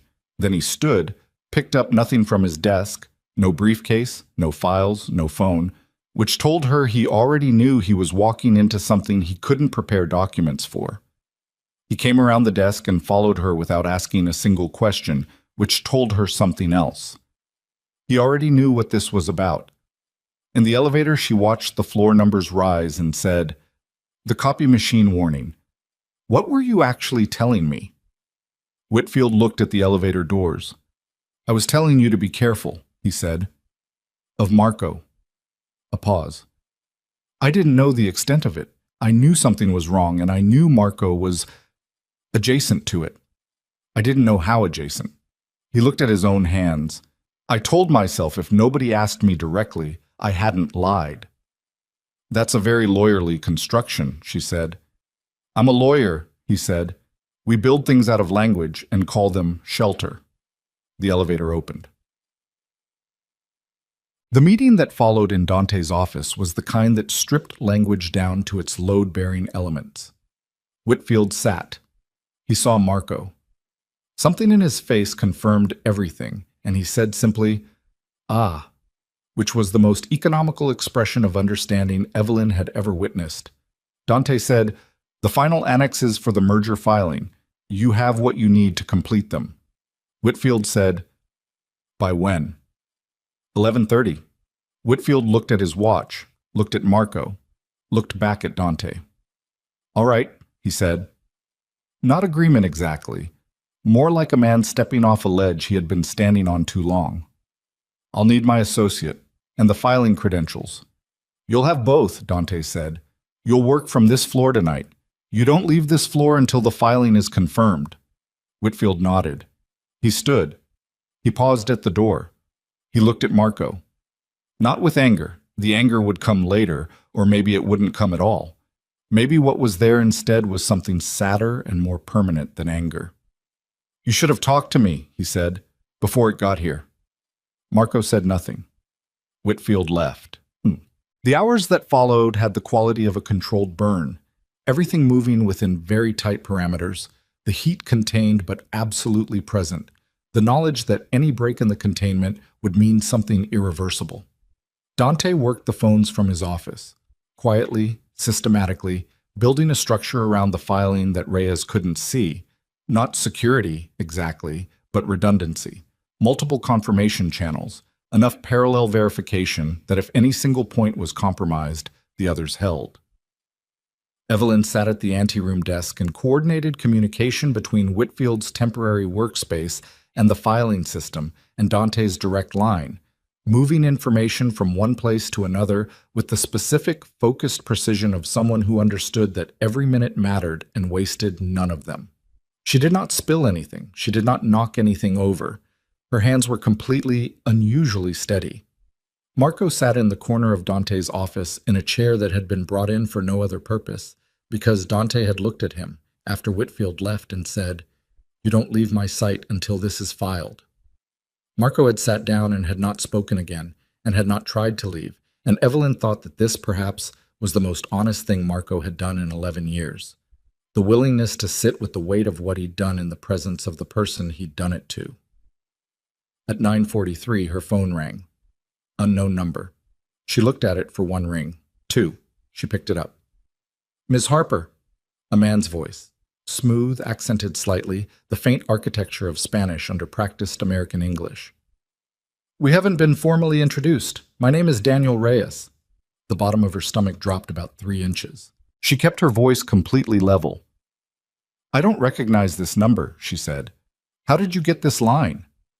"The same way I get most things," Reyes said pleasantly, "through someone who had access." She looked at the open door of Dante's office. She could see the edge of his desk, his hand, the pen. She did not stand up. She did not change her posture. She picked up her notepad and wrote the name Reyes and underlined it once and turned the notepad so that if Dante looked up, he could read it. He looked up. He read it.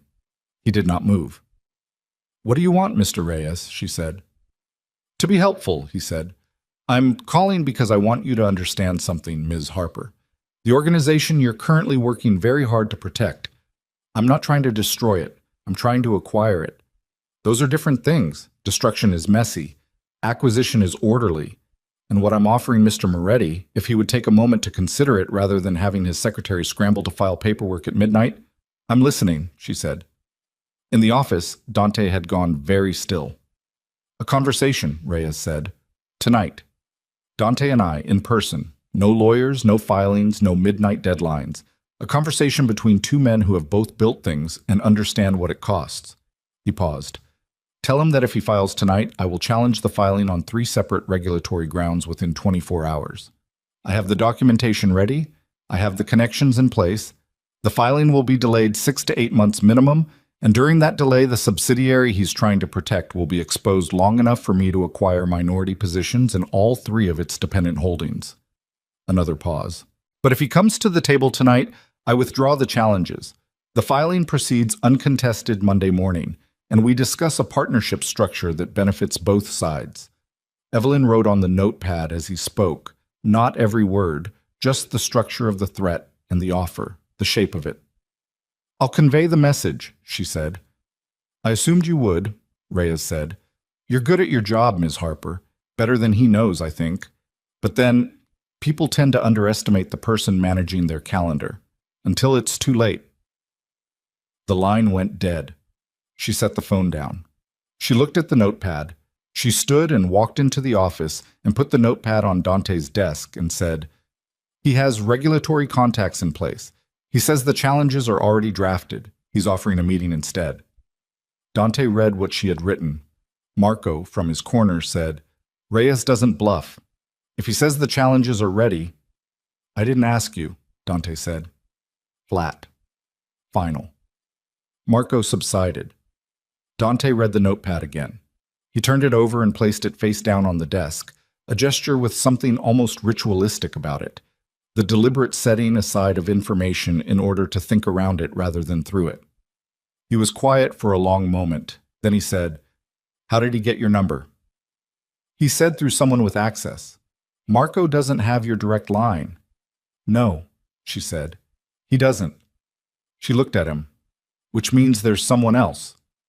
The room processed this together, and it was a particular kind of processing, the cold, arriving comprehension of people who thought they had identified the wound and have just discovered it goes deeper. Whitfield, Dante said. Whitfield has my number. He's had it since my first week. Bis. She thought about the corridor, the copy machine, the warning that was a warning and also perhaps something else. A report. An update.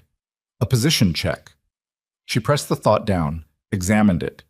Or someone who had access to building communications. How many people have access to building communications? On this floor? She thought about it. 12. But access to the external relay, the one that would show individual extension numbers rather than the building's main line, that's a much smaller group. She thought. 3 people with that level of access. You, Marco. She stopped. And? Dante said. The building's communications administrator, she said, who reports to operations.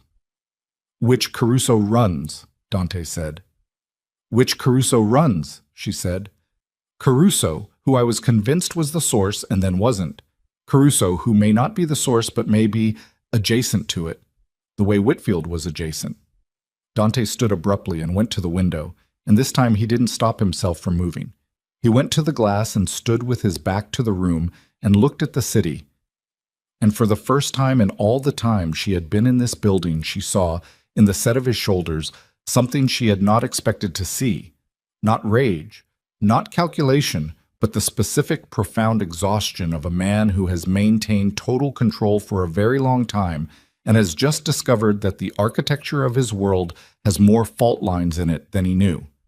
She did not look away. She let herself see it. She thought he deserved to be seen, even in this. He said, still facing the window, My father built this organization on the principle that loyalty was the only currency that held its value. A long pause. I spent 20 years believing the same thing. She said nothing. Marco was my, He stopped, started again. There is no word for what Marco was. Not a word I'm willing to say in front of a witness right now. She understood. She didn't push. He turned back to the room. The exhaustion had been replaced. or covered, or compressed back beneath the surface. She couldn't tell which. The composure was there again, but it was thinner now. She could see through it in a way she hadn't been able to before, and she thought that this was either a sign of trust or a sign of crisis, and possibly both. "We meet with Reyes," he said. She said, "That's what he wants." "I know what he wants," Dante said, "and I know what I'm going to give him, which is not the same thing." He looked at Marco. "You're going to help me." Marco raised his eyes.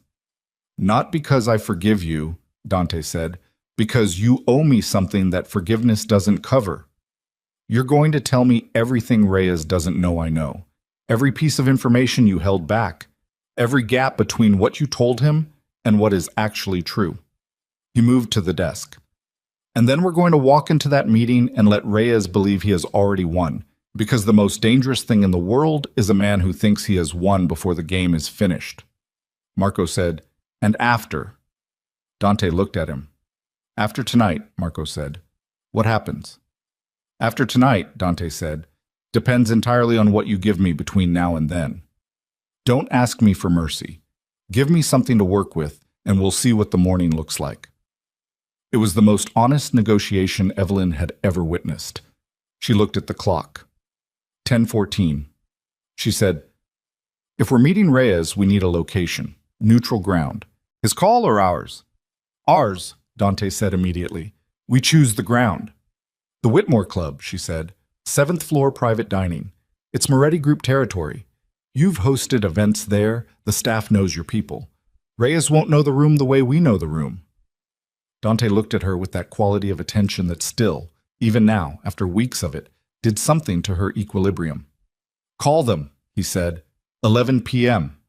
She picked up the phone, and underneath all of it, underneath the filing and the regulatory threats and the man in the corner of the office who had been 11 years of loyalty and 8 months of something else, underneath the phone calls she was making and the room she was booking and the controlled forward-moving momentum of necessary action, underneath all of it was the thing she could not quite contain. Not fear.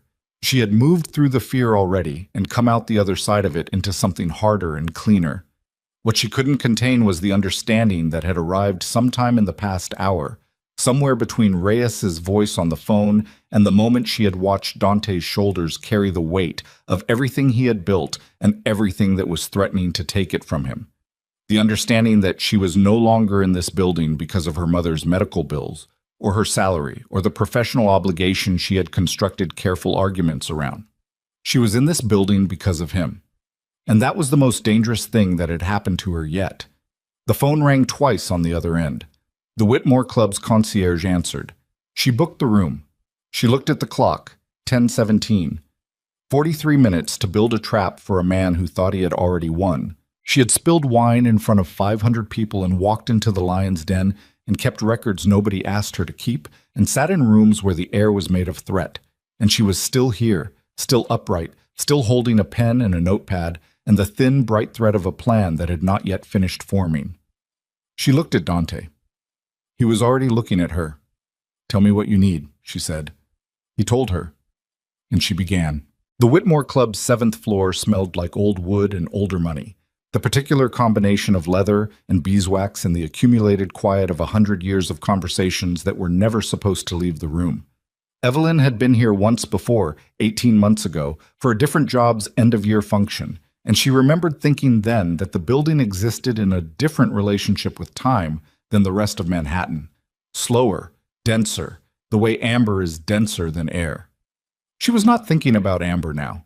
She was standing in the private dining room at 10:53, watching two of Dante's security men position themselves with the particular casual precision of people trained to look like furniture, and going over the plan in her head for the 4th time in 40 minutes, checking it the way you check a knot before you put your weight on it.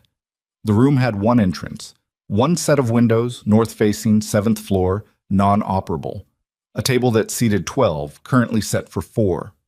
The kitchen access was behind a service door to the left of the credenza, and she had spent 10 minutes with the club's manager establishing that the service staff would remain behind that door until called, no exceptions, because what was about to happen in this room was not something she wanted witnessed by people whose discretion she couldn't verify. Dante was at the far end of the table, standing, jacket on, the full reconstruction of his composure so complete that if you hadn't seen the moment at the window in his office, the shoulders, the weight, you would have no evidence it had ever happened. He was reviewing something on his phone with the focused stillness of a man who had converted everything that had occurred in the past 4 hours into fuel and was burning it cleanly. Marco sat in a chair against the wall, not at the table, not a participant, a resource. He had given them everything in the car on the way over. 40 minutes of information delivered in the flat, exhausted voice of a man emptying his pockets at a border crossing, knowing that what he was surrendering was the last thing he had to bargain with. The gaps between what he'd told Reyes and what was true. The timeline of the transfers. The specific language Reyes's people had used when they thought they were directing Marco and were in fact being directed by their own assumptions. The name of the regulatory official Reyes had cultivated for the challenge filing, the bank through which the competing bid would be financed. Evelyn had written all of it down. She now knew Daniel Reyes's plan more precisely than Reyes knew it himself, because she knew where his information was wrong, and wrong information believed with complete confidence was not an advantage. It was a detonator waiting for the right weight. Her phone read 10:58. The door opened. Reyes was younger than his voice had suggested. Mid-40s, lean, the kind of tan that came from actual sun rather than any artificial process, wearing a suit that was understated in the particular way that very expensive things are understated, the way that makes other expensive things look like they're trying. He came in alone, which told her something. Either he was genuinely confident enough not to need visible backup, possible, or his backup was somewhere she couldn't see, more likely. He looked at the room. He looked at the security men who were pretending to be furniture. He looked at Marco against the wall, and his expression registered Marco's presence with a single, brief flicker of something. Recalibration, she thought, or the management of surprise. And then he looked at her. He stopped. "I was expecting to meet with Dante directly," he said. "You are," she said. "I'm here because Mr. Moretti finds it useful to have an accurate record of conversations." Reyes looked at the notepad in her hand. He looked at her face. He did the thing she had seen men in this building do repeatedly in the past 11 weeks. The rapid, reflexive assessment of a woman in a professional context, the summary dismissal, the conclusion that she was peripheral. He let it show, which was his first mistake. "Ms. Harper," Dante said from the end of the table. She moved to the chair to his right and sat. Reyes came to the table and sat across from them, and the room arranged itself into the specific geometry of a negotiation where both sides knew that what was being negotiated was not the thing being discussed. "Dante," Reyes said. He used the first name the way you use a word in a language that isn't yours, correctly, but with the slight, audible awareness that you're using it. "Daniel," Dante said. A pause. The room held its breath. "I want you to know," Reyes said, "that nothing I've done has been personal. I want to be clear about that from the start." "Nothing is ever personal," Dante said. "Until it is." Reyes smiled. It was a good smile, practiced, warm enough to register as genuine, careful around the edges. "I've been watching the Moretti Group for 3 years. The international subsidiaries specifically. You've built something genuinely impressive." He placed his hands flat on the table, open, visible, the body language of a man presenting his reasonableness. "What I'm proposing isn't a takeover. It's a merger of strategic interests. The consortium I represent has capital access that your current structure can't match, and distribution networks in 4 markets where you've been trying to establish presence for years." "You've been building this offer for 3 years," Dante said, "and your strategy for bringing me to the table was to compromise my organization from within." "My strategy," Reyes said, with the particular smoothness of someone who has done extensive preparation, was to demonstrate that the alternative to partnership is considerably more costly than partnership. That's not compromise. That's leverage. "You used my people," Dante said. "One person," Reyes said. He didn't look at Marco. "And that person made his own choices. Across 8 months. Long enough to establish that the vulnerabilities I identified were real and exploitable, which suggests with respect that your security structure had problems I didn't create. It was well delivered. Evelyn would give him that. It was the kind of argument that sounded like an observation but functioned like a blade, designed to redirect culpability, to make the target feel that defending himself was the same as admitting fault. She wrote nothing on the notepad. She was watching his hands. The regulatory challenges, Dante said. You said they're ready. Documentation filed with my legal team, Reyes confirmed. 3 separate grounds. I can initiate within 24 hours of the filing window opening. And you're financing for a competing bid. Secured, Reyes said, through a structure that your organization's current advisors won't be able to untangle quickly enough to block. He tilted his head slightly, not arrogance, something more like candor, the performance of candor. I'm not here to threaten you, Dante. I'm here because I genuinely believe that what I'm offering is better for the organization than what you'd face if I exercise these options. I'd rather have this conversation than a legal war. Dante looked at him for a long moment. You know what I find interesting, Dante said, about men who say they don't want a war while they're showing you their weapons. Reyes waited. They always assume, Dante said, that you haven't already looked at their ammunition. The room shifted. Not visibly. Nothing moved.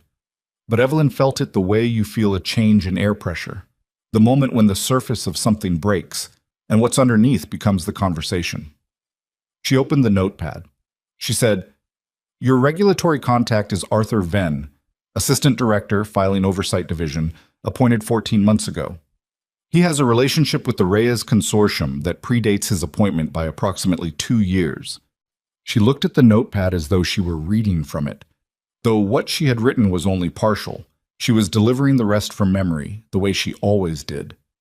The challenge filing you've described relies on 3 grounds: procedural deficiency in the subsidiary valuation methodology, undisclosed conflict of interest among the Moretti Group's board advisors, and incomplete jurisdictional disclosure for the international components of the merger.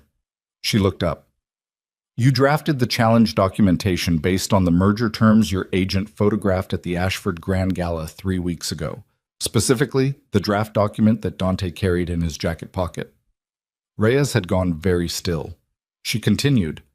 The draft had placeholder values in Annexes B and C, pending final actuarial review. The challenge filing you've prepared is built on those placeholder values, not the final figures. The final figures were completed last Thursday and differ from the placeholders in both annexes by a margin large enough to invalidate all 3 of your regulatory grounds. She set the pen down. Your filing will be dismissed within 72 hours of submission, possibly faster, because Arthur Venn was placed on administrative review this afternoon following an anonymous submission to the Oversight Board's Internal Ethics Office. She paused. That submission was made at 4:37 p.m. today. Reyes looked at her, then at Dante, then at the table, then back at her. The financing structure, Evelyn said, routed through the Leland Marsh private credit facility in the Cayman registration. That facility has a covenant that prohibits its use in any acquisition target where the acquiring party has a documented record of corporate intelligence violations in the preceding 12 months. She looked at him steadily. Marco provided us with documentation of every information transfer he facilitated over the past 8 months. Complete chain of custody, timestamps, amounts, receiving parties. It constitutes a documented record of corporate intelligence violations. She picked up the pen again. The financing is void. The silence was total. Reyes sat with the expression of a man who has walked into a room he designed and found that the furniture had been moved. He said, after a very long moment, "You did this tonight." "We did it tonight," Dante said. Reyes looked at Marco. Something moved across his face. Not betrayal exactly, because betrayal required a foundation of trust that had never actually existed between them, but something adjacent to it, the particular cold recognition of having been used in a way you thought you were controlling. "You turned him," Reyes said. "He turned himself," Dante said. "I just gave him a direction." Reyes breathed out slowly. He placed both palms flat on the table again, the same open gesture as before, but it meant something different now. It was no longer the display of reasonableness. It was the gesture of a man taking inventory of what he had left. The merger still files, Dante said. Tonight, as scheduled. Your challenges don't proceed. Your financing is unavailable. He leaned forward slightly. So let's talk about what we're actually negotiating, because it isn't a partnership. Well, Reyes looked at him. You have 3 subsidiaries attempting to acquire minority stakes in my international holdings. Quiet, incremental, under review threshold.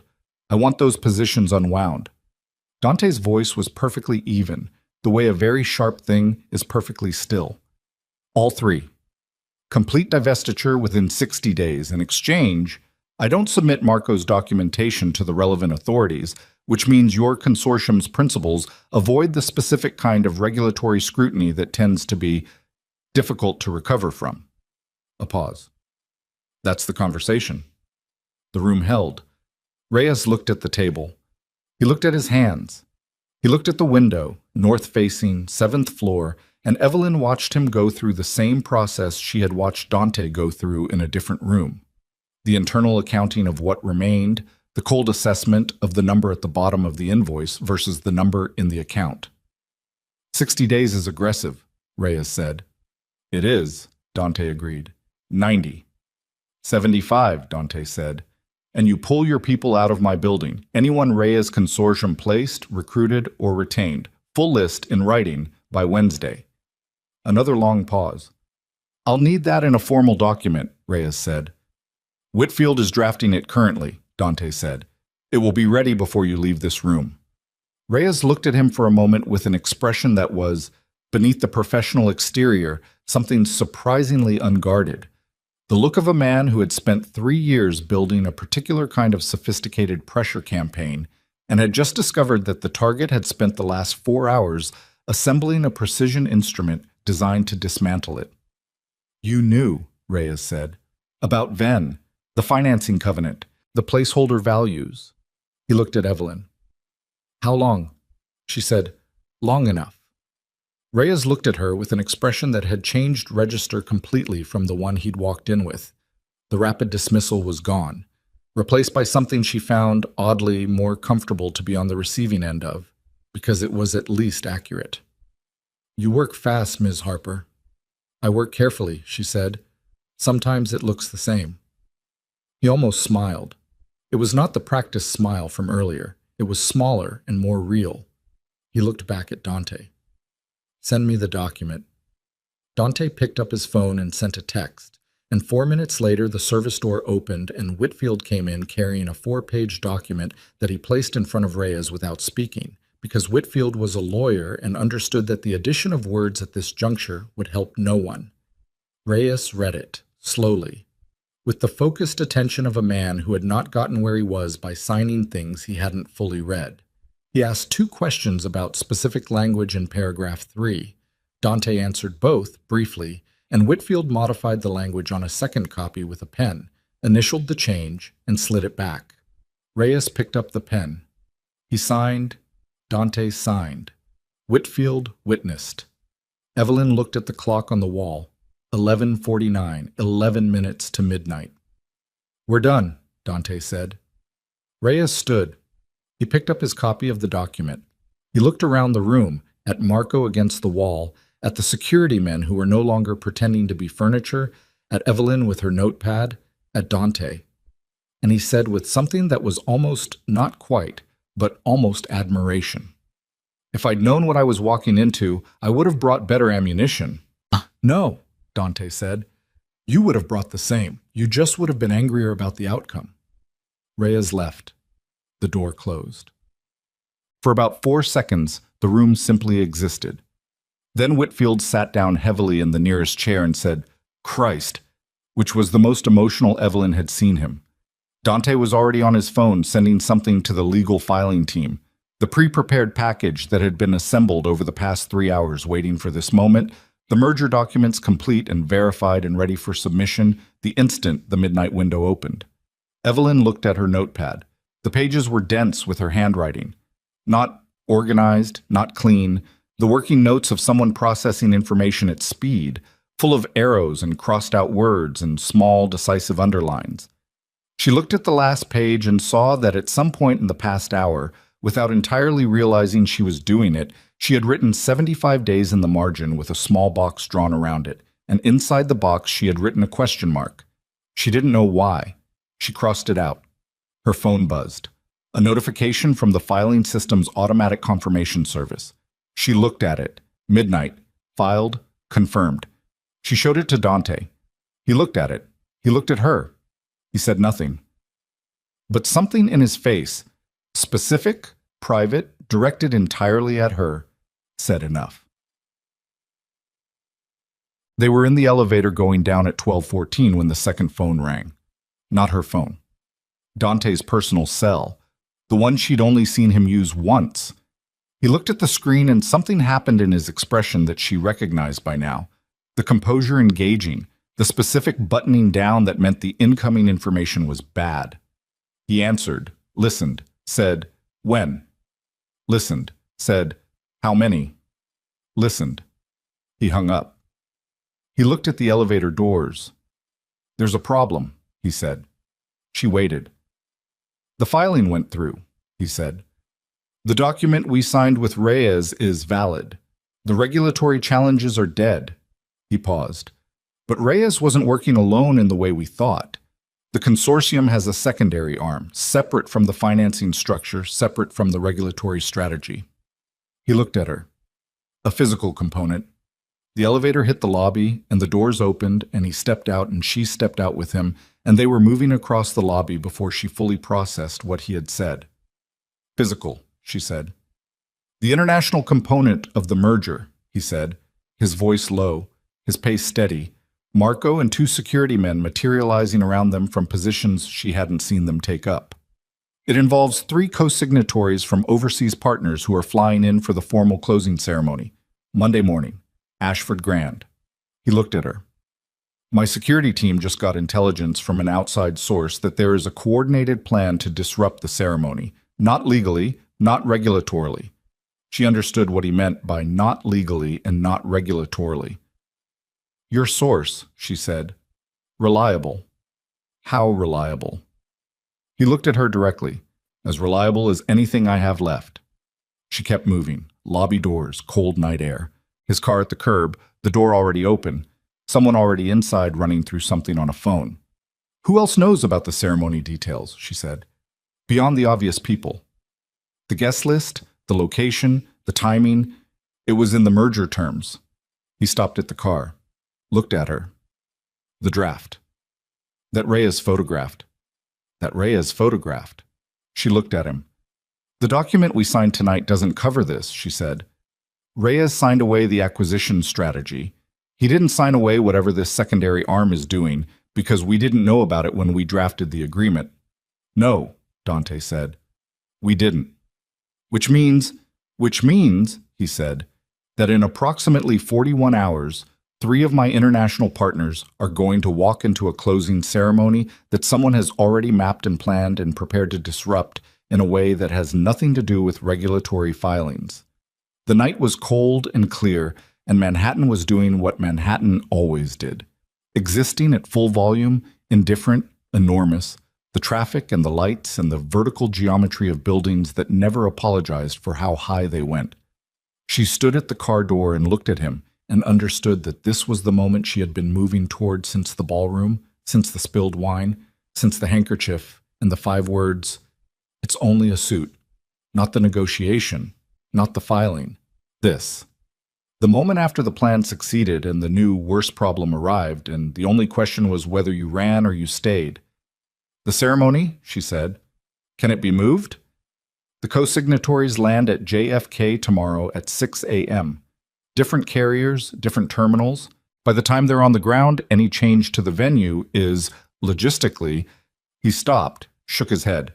"Not impossible, but complex enough that the coordination risk is almost as high as the original risk."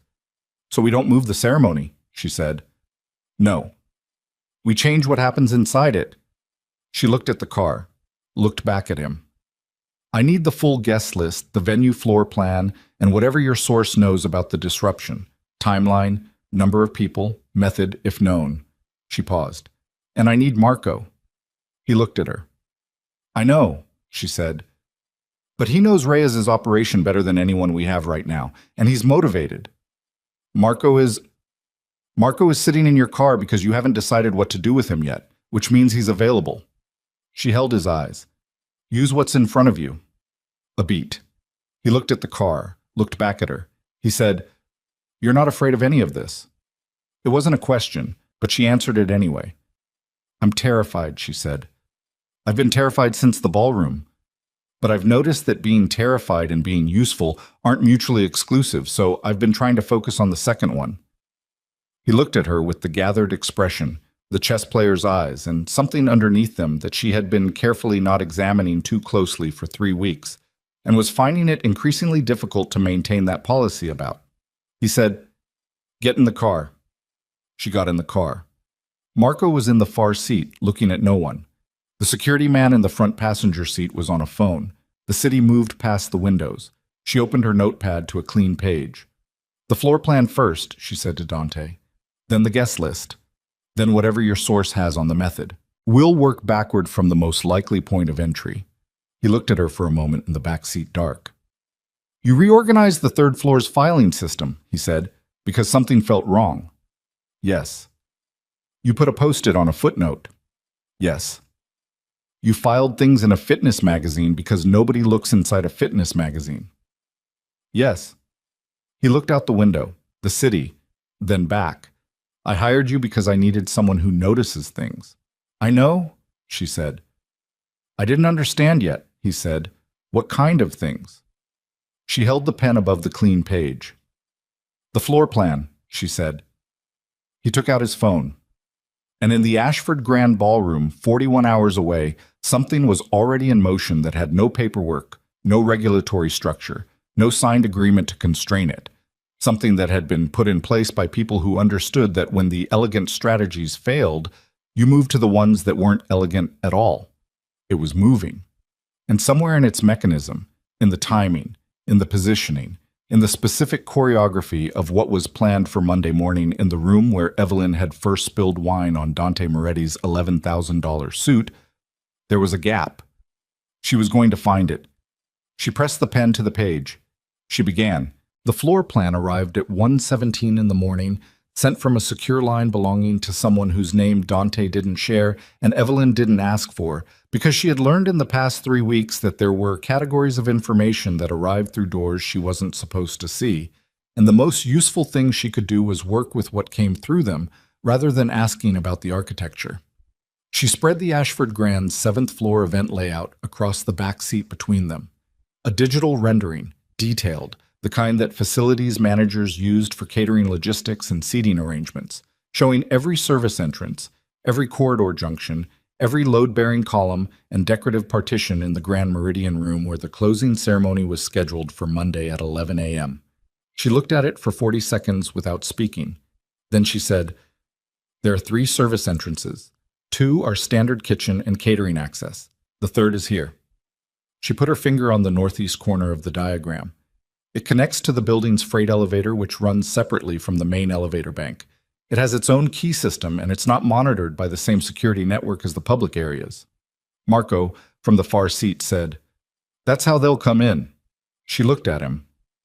"Reyes's secondary arm," Marco said. He was looking at the floor plan with the expression of a man recognizing a landscape he had seen from a different angle. They don't do frontal. They never do frontal. They use the infrastructure. The parts of a building that the building's own security stops thinking about because they've been there too long. He looked up. "The freight elevator. The northeast service entrance. That's the entry point." "How many?" Dante said. "My best estimate, 4, maybe 5. Enough to create sufficient disruption in a confined space without needing a large footprint going in." Marco's voice had the flat, exhausted quality of someone delivering intelligence they wish they didn't have. "They won't be armed in a way that sets off the building's external screening. The event has private security at the main entrance, magnetometers, bag check, but the freight access bypasses all of that." "So they bring in what they need through the freight entrance," Evelyn said. "Yes." She looked at the floor plan. She traced the freight corridor from the northeast service entrance to the Grand Meridian room. It ran behind the kitchen, past the wine storage, along the back wall of the event space. There was a service door that opened directly into the room's northwest corner, behind the head table, behind where the co-signatories would be seated for the formal ceremony. They'd come in behind the table, she said. During the signing, Dante said, maximum disruption, maximum visibility. The ceremony is the moment. Which means they need to know exactly when the signing begins, she said. They need someone inside the room with a line of communication to the team in the freight corridor. She looked at the guest list Dante had pulled up on his phone and handed to her. 41 names, co-signatories, their legal representatives, Moretti Group executives, venue staff assigned to the event, 2 representatives from the financial institution overseeing the merger escrow. She read through it with the focus she applied to footnotes and filing systems, not looking for what stood out, looking for what sat too quietly. Your co-signatories' legal representatives, she said. How were they chosen? Each co-signatory retains their own counsel, Dante said. I don't control those appointments. One of the legal reps on this list was appointed within the past 3 months, she said. She showed him the name. The others have relationships with their respective clients going back years. This one, recent appointment, right around the time Reyes's consortium began its minority stake acquisition attempts. The car was quiet. A plant, Marco said. A plant, Evelyn said. Inside the room. Someone who can watch the signing begin and make a signal. She looked at the floor plan again. We can't remove them without alerting the co-signatory. And alerting the co-signatory this close to the ceremony creates exactly the uncertainty Reyes was trying to generate by other means. She pressed the pen to the page. We have to let them come in. We have to let the ceremony proceed normally until the moment they're committed. Fully committed, in the freight corridor. No exit that doesn't expose them. And then we close it. Dante looked at her.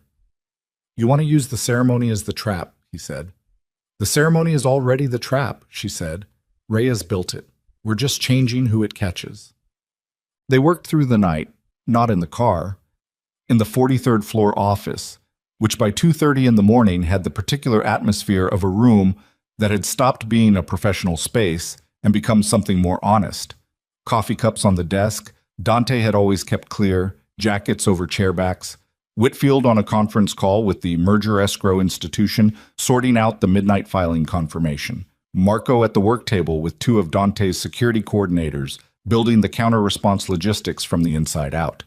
Evelyn had claimed the corner of the desk closest to the window and covered it in the architectural equivalent of her brain.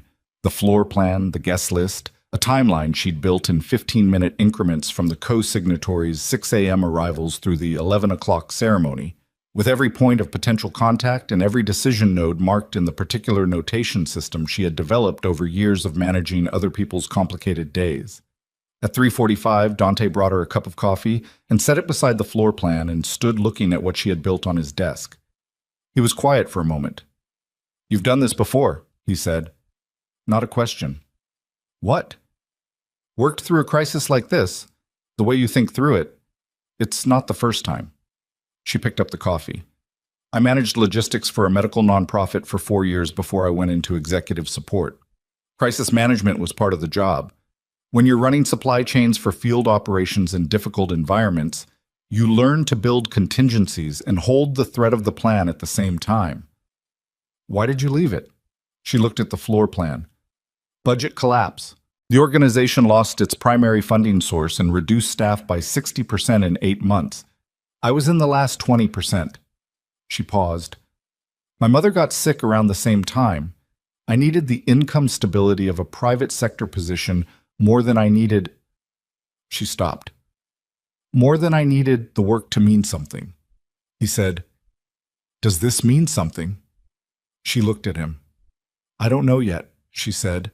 Ask me Monday afternoon.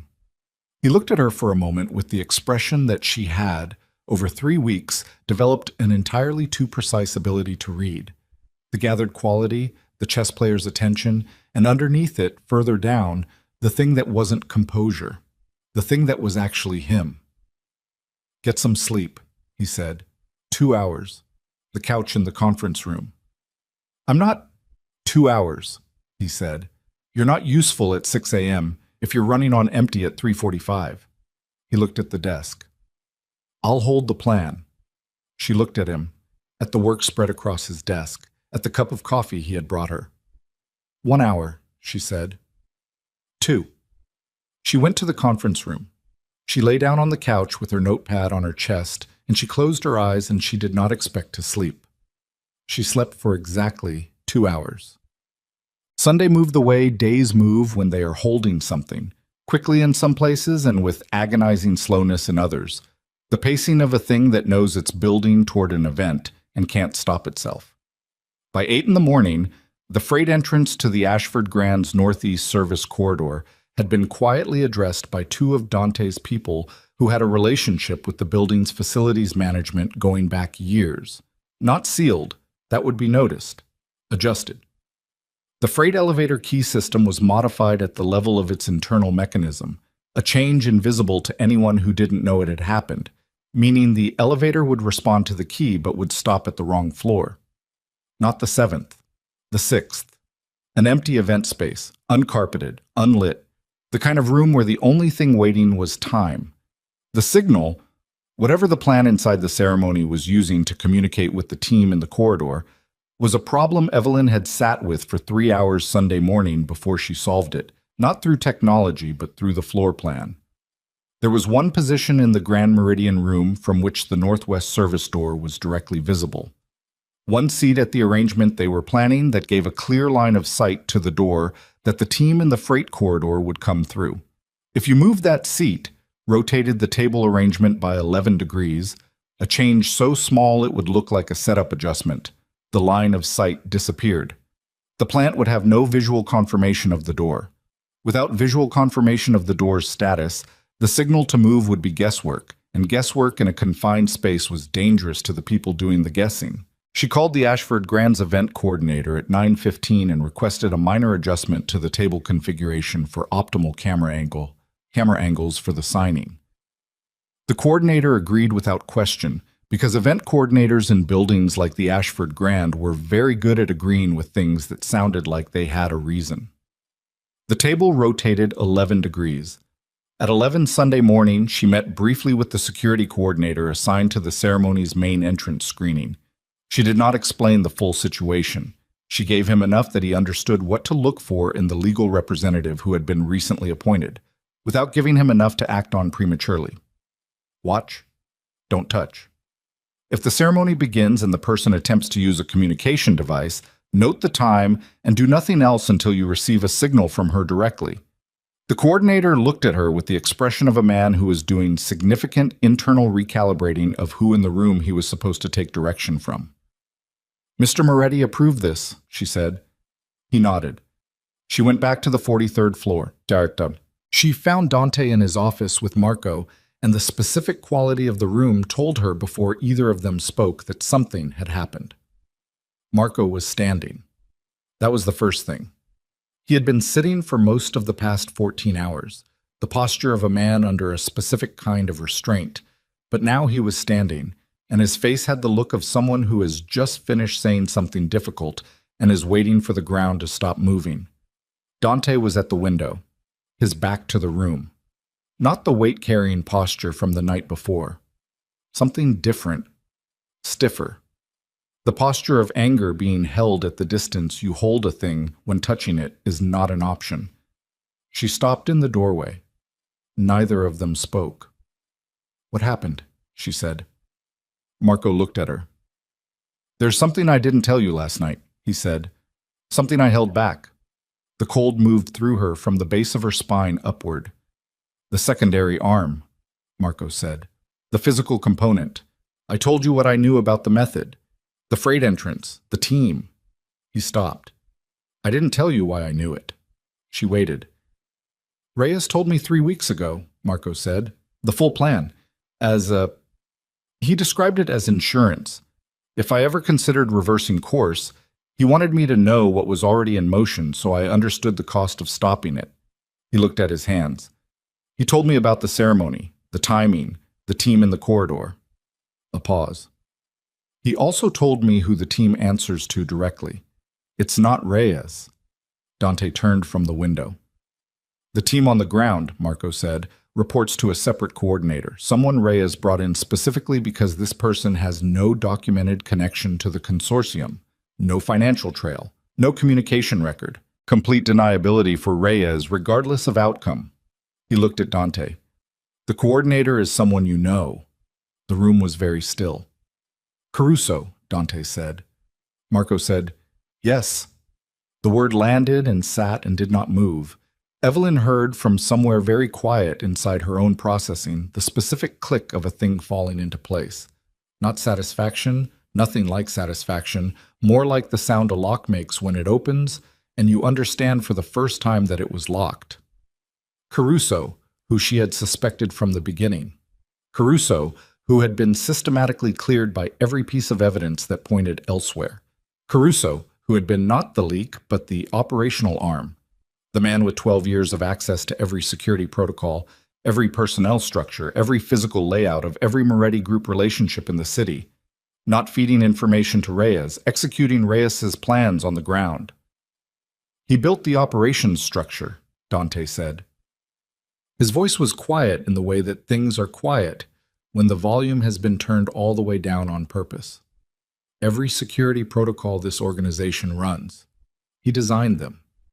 Which means he knows every vulnerability in them, Evelyn said. Every one.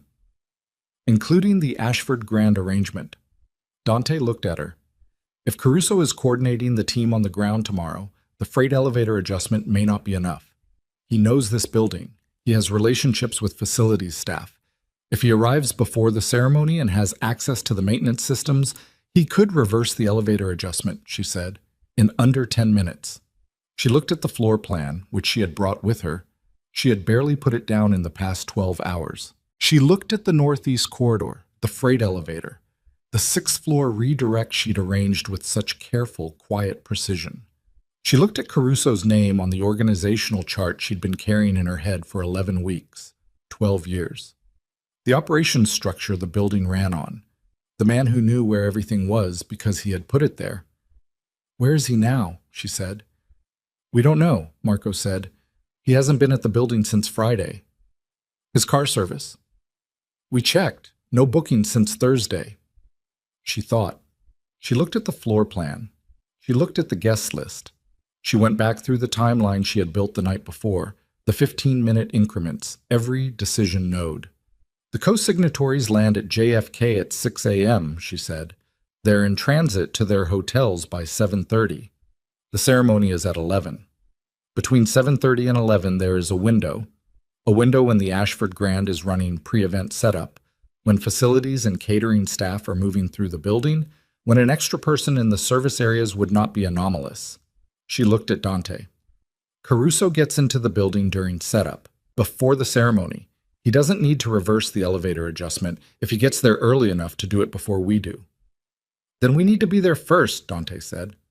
We need to be there at 6, she said, before any external access to the building's service systems is possible. Dante picked up his phone.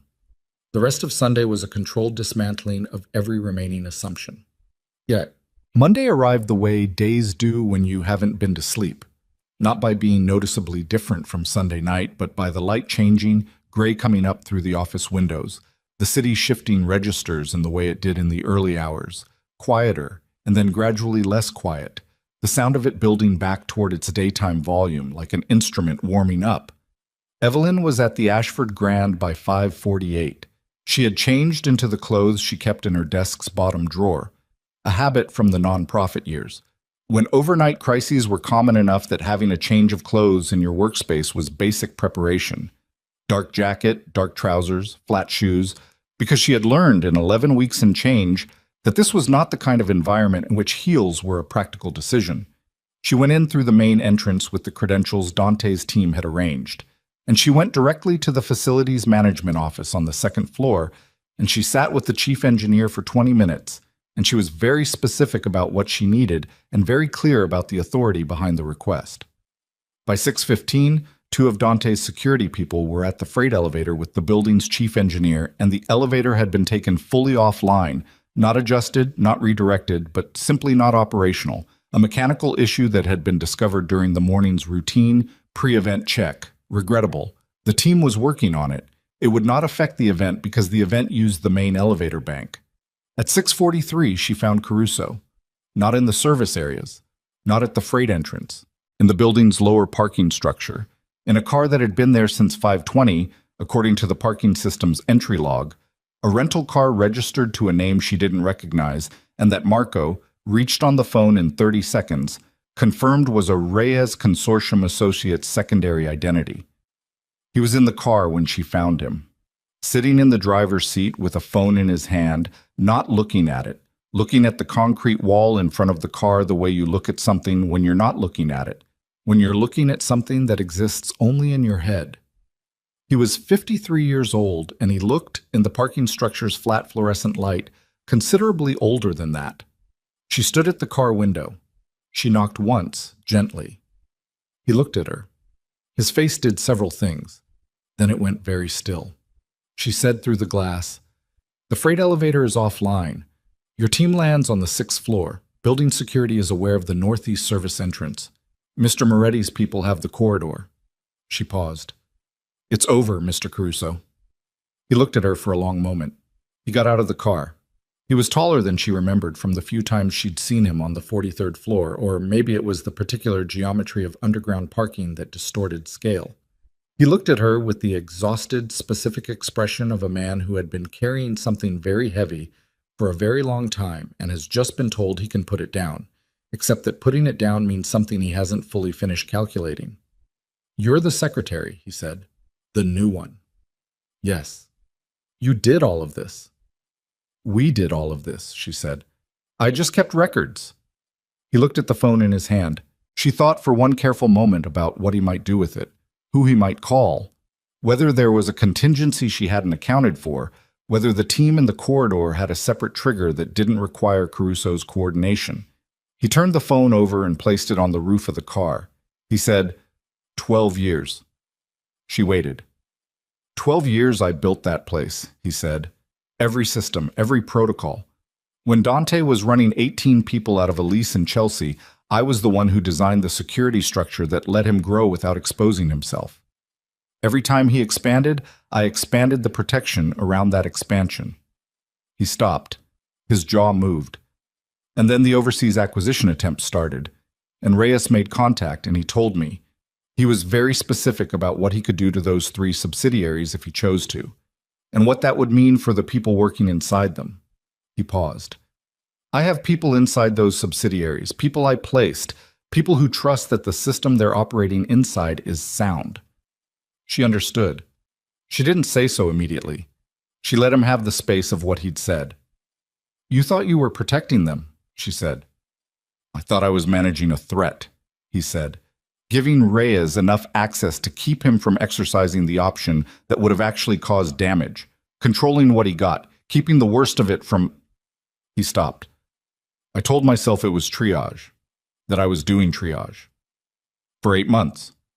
For 8 months, he said. And then the ceremony. When he told me what he was planning for the ceremony, His voice did something that it hadn't done in the conversation before. A crack in the surface, small, but there. I'm not a violent man, Ms. Harper. I've never been a violent man. Whatever you think I am, I'm not that. I know, she said, which is why you've been sitting in this parking structure since 5:20 in the morning without going anywhere. He looked at her. You didn't come here to coordinate the team, she said. You came here to stop it. You just hadn't figured out how yet. He was quiet for a long time. He's in his office, she said, on the 43rd floor. He's been there all night. She paused. If you want to tell him yourself, you still can. That's still possible. Caruso looked at the phone on the car roof, looked at the concrete wall, looked at her. He picked up the phone. He called his own team in the corridor. She listened to him stand in a parking structure at 6:47 in the morning and tell 4 men in a service corridor, 1 floor above a ceremony that hadn't started yet, to stand down, to leave the building through the loading dock on the south side, to make no further contact with Reyes or his representatives. She listened to the silence after he hung up. She said, Thank you. He said nothing. He looked like a man standing in a place where everything had already happened and what remained was the long, complicated process of living with the landscape of it. She took him upstairs. The ceremony began at 11 and concluded at 12:40. She watched it from the back of the Grand Meridian room, standing near the northwest wall, as far from the service door as the room's geometry allowed. 41 guests. 3 co-signatories who had flown in from 3 different countries and knew nothing of what had preceded their arrival. The legal representative she had identified as a plant sat in his assigned seat and watched the proceedings with the expression of a man waiting for something that wasn't coming, growing incrementally more uncertain as the minutes passed and the elevator in the northeast corridor remained offline and the service door remained closed and nothing happened. At 12:20, when the signing had begun and the event was clearly proceeding without interruption, she watched him take out his phone under the table and look at it and put it away. He looked at the service door. He looked at his phone again. He put it in his pocket and sat very still for the remaining 20 minutes of the ceremony with the particular stillness of a man reassessing his immediate future. The last signature was applied at 12:38. The room applauded. She let herself breathe. It was 3 in the afternoon before the building cleared. Guests, staff, the security complement, the escrow representatives with their countersigned documentation. The Grand Meridian room was returned to the facilities team for breakdown, and the northwest service door was opened by a catering staff member who needed access to the storage rooms behind it and found nothing there except a corridor. Evelyn sat in the lobby of the Ashford Grand with a glass of water she wasn't drinking and her notepad open to a blank page, and she looked at the blank page for a long time without writing anything. She was extraordinarily tired, not frightened. The fear had burned through in the parking structure and the early morning logistics and the 2 hours of sleep on a conference room couch that felt now like something that had happened to a different person. Just tired. The specific deep cellular exhaustion that came from running at full capacity for an extended period and then stopping. She thought about Gerald the cat, who had probably destroyed something while she was gone and would be entirely unapologetic about it. She thought about her mother, who she hadn't called in 3 days. She thought about the resignation letter she had deleted from her desktop and what it would mean to try to write a 4th one, and whether she was the same person who would have written it. She thought about a lot of things, sitting in the lobby of the Ashford Grand at 3 in the afternoon on the other side of something she didn't have a precise word for. Dante came through the lobby at 3:27. He saw her and stopped. He looked like a man who had also not slept, but wore it differently than she did. She wore it with the visible softness of someone whose edges had dissolved, and he wore it with the stillness of someone who had compressed everything down into a smaller space to conserve what remained. He still had his jacket on. She didn't know how that was possible. He came and sat in the chair across from her. Neither of them spoke for a moment. "It's done," she said. "It's done," he agreed. Caruso turned himself into the organization's legal counsel this morning. Full statement, full cooperation. He paused. Whitfield is managing the documentation. The Reyes agreement holds on the acquisition side. The ceremony completed without... He stopped. "Without incident," she said. "Without incident," he said. The lobby moved around them. A Monday afternoon hotel lobby, people checking in and out, the ordinary machinery of a building that had no idea what had happened inside it in the past 41 hours. "Marco," she said. "House arrest pending review," Dante said. "My legal team is handling it. There will be a process. It will be..." He looked at his hands. "Long." "Are you all right?" He looked at her. "I ask because you were up all night, and you've just finished something significant," she said. "Standard concern for a colleague. I'm just asking." He looked at her for a moment with an expression that was, she thought, the most unguarded she had seen on his face in all the weeks she had been inside his building and his orbit and the complicated gravity of him. Not the almost smile, something further in. "No," he said, "not entirely." "That's honest," she said. "You asked an honest question." She looked at the blank page in her notepad. She picked up the pen and put it down again. "The man I worked for before this," she said, "used to say that the cost of doing the right thing was always exactly what you could afford minus 1, that it always took something you needed." She paused. "I think he was right." Dante said, "What did this take from you?" She thought about it. "The version of me that could still be surprised by how much people are capable of," she said. "Both ways, the bad and the good." She paused. I don't think I get that back. He was quiet. What did it take from you? She said. He thought about it the way he thought about things, actually, with the whole of himself, not reaching for a quick answer. She waited. Marco, he said, finally, simply. Not the Marco who did what he did. The Marco I thought he was. He looked at the lobby.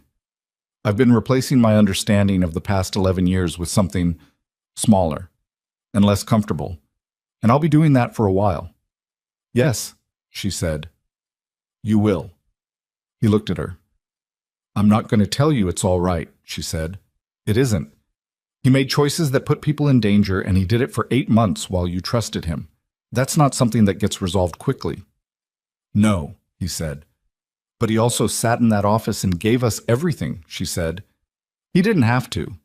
He could have given us enough to make himself look cooperative and held back the things that actually mattered.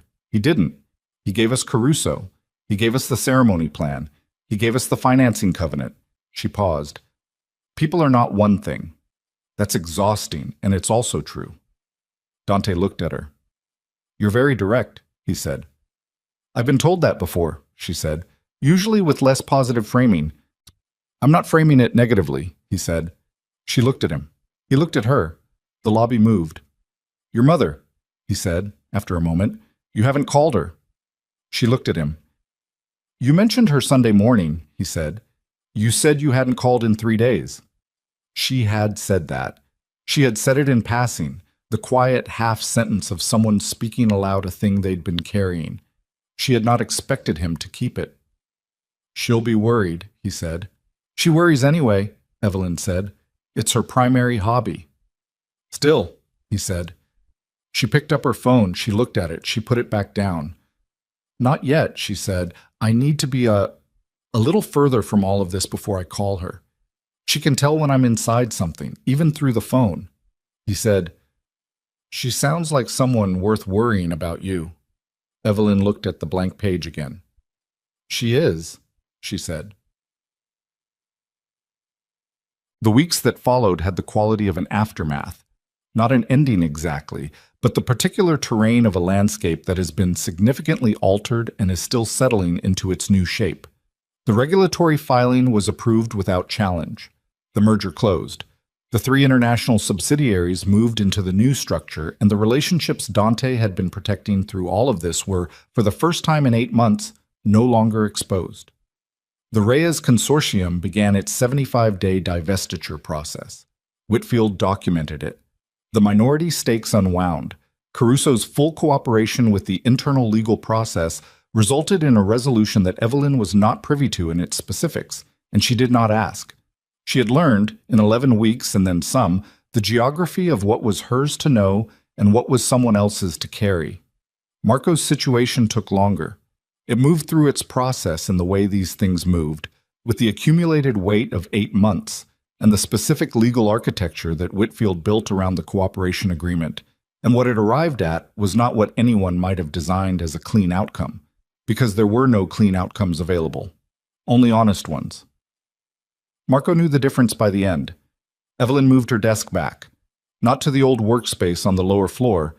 The anteroom outside Dante's office had become, through the force of what had happened there, the desk she worked at.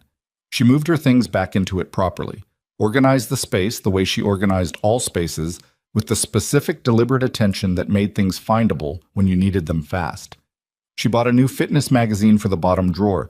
She left it empty. Her job title changed. The formal paperwork described it as Strategic Operations Director, which she felt was somewhat grand for a person who noticed footnotes and filed things carefully. But Whitfield had drafted the description, and she trusted his precision with language more than her own instinct toward understatement. Her salary changed too. She called her mother that evening. Her mother cried, which was the response of a woman who had been worrying for years and had just been told she could stop worrying about the specific thing that had been worrying her most.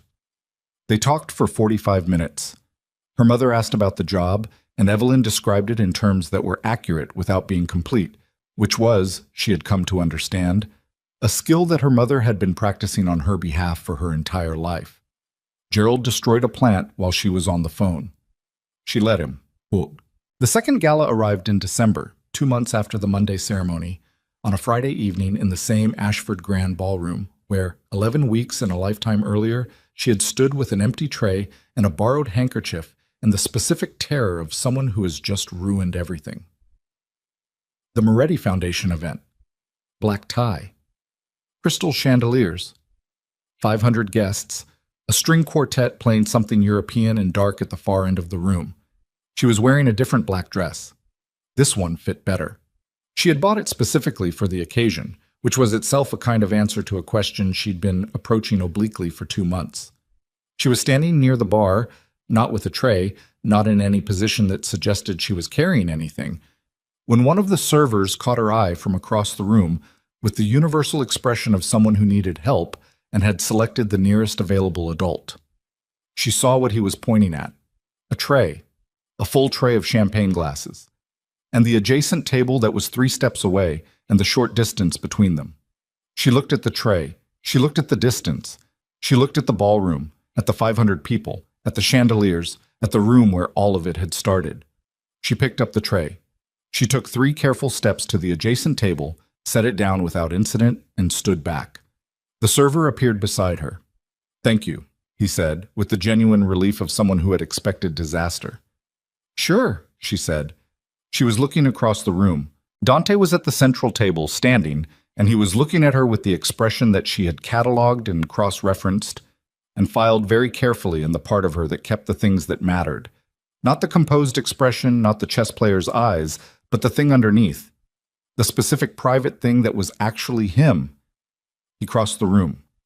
He did not hurry, because he was not a man who hurried, but there was a direction to his movement that was unambiguous. He stopped in front of her. He looked at her hands. Empty, clean. No wine on either of them. "Don't say anything," she said. "I wasn't going to." "You were going to say something about the tray." "I was going to say," he said, "that you look well." She looked at him. He looked, she thought, less like a man at war than he had at any point in the past 11 weeks. Something had settled in him, or begun to settle. The slow geological process of a person integrating a difficult season. He still wasn't sleeping enough. She could still see the evidence of it. But the weight was different now, less like something he was carrying against his will, and more like something he had chosen to hold. "You look less like you're planning 3 things simultaneously," she said. "Only 2, he said. "Progress." He almost smiled. The thing that was almost a smile and had been, she thought, edging closer to its own definition over the course of the past 2 months. "Dance with me," he said. She looked at him. "The orchestra is playing," he said. "There is a floor designated for that purpose." He looked at her with complete seriousness. "It seems like an appropriate use of the space." "I'm not a very good dancer," she said. "I know," he said. "I'm also a liability on any surface where another person's feet might be in range of mine." "I'm aware of your spatial relationship with consequences," he said. "I'm willing to accept the risk." She looked at him for a moment.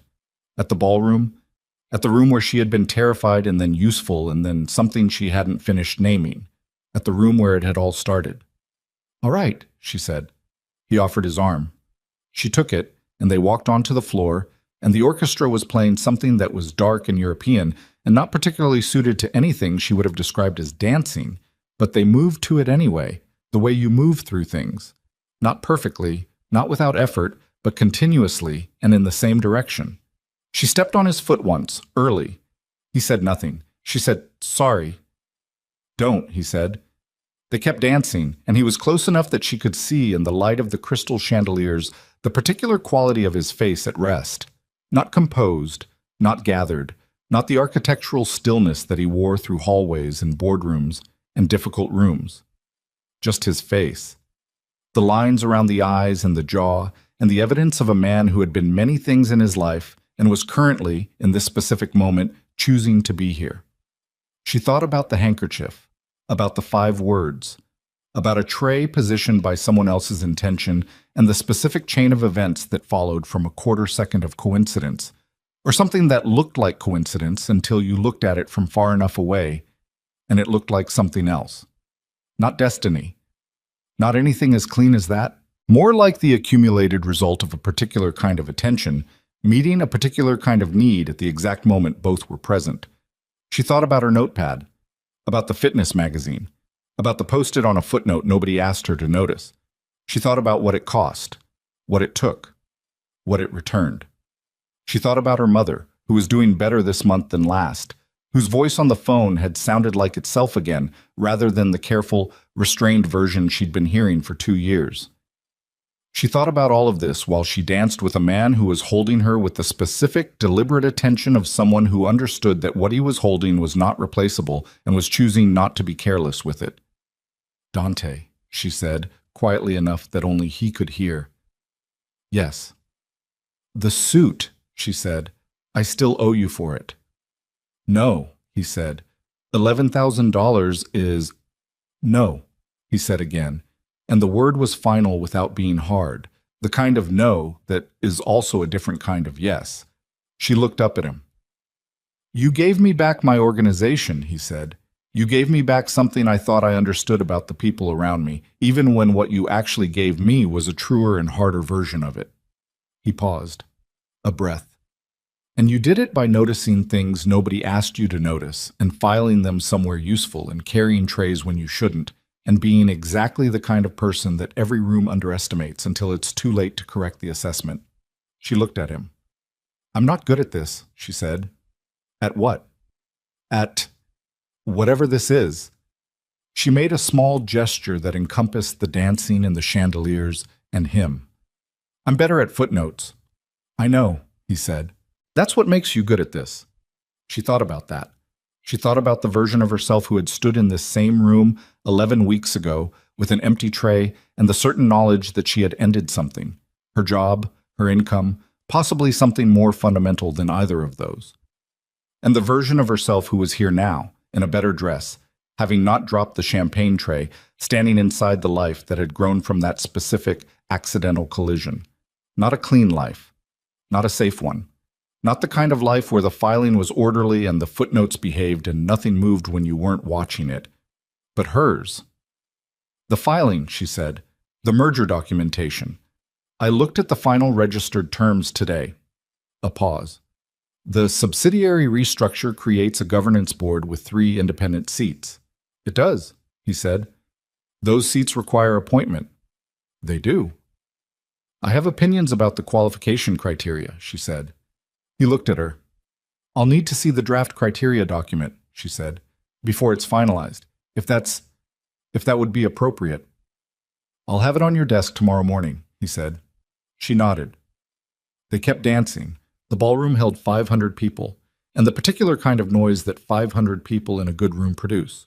Warm and continuous, the sound of a world that was functioning, that was intact, that had come through something it might not have come through and was here anyway, on the other side of it, doing the ordinary, extraordinary work of continuing. Above them, the chandeliers held their light. Around them, the room moved.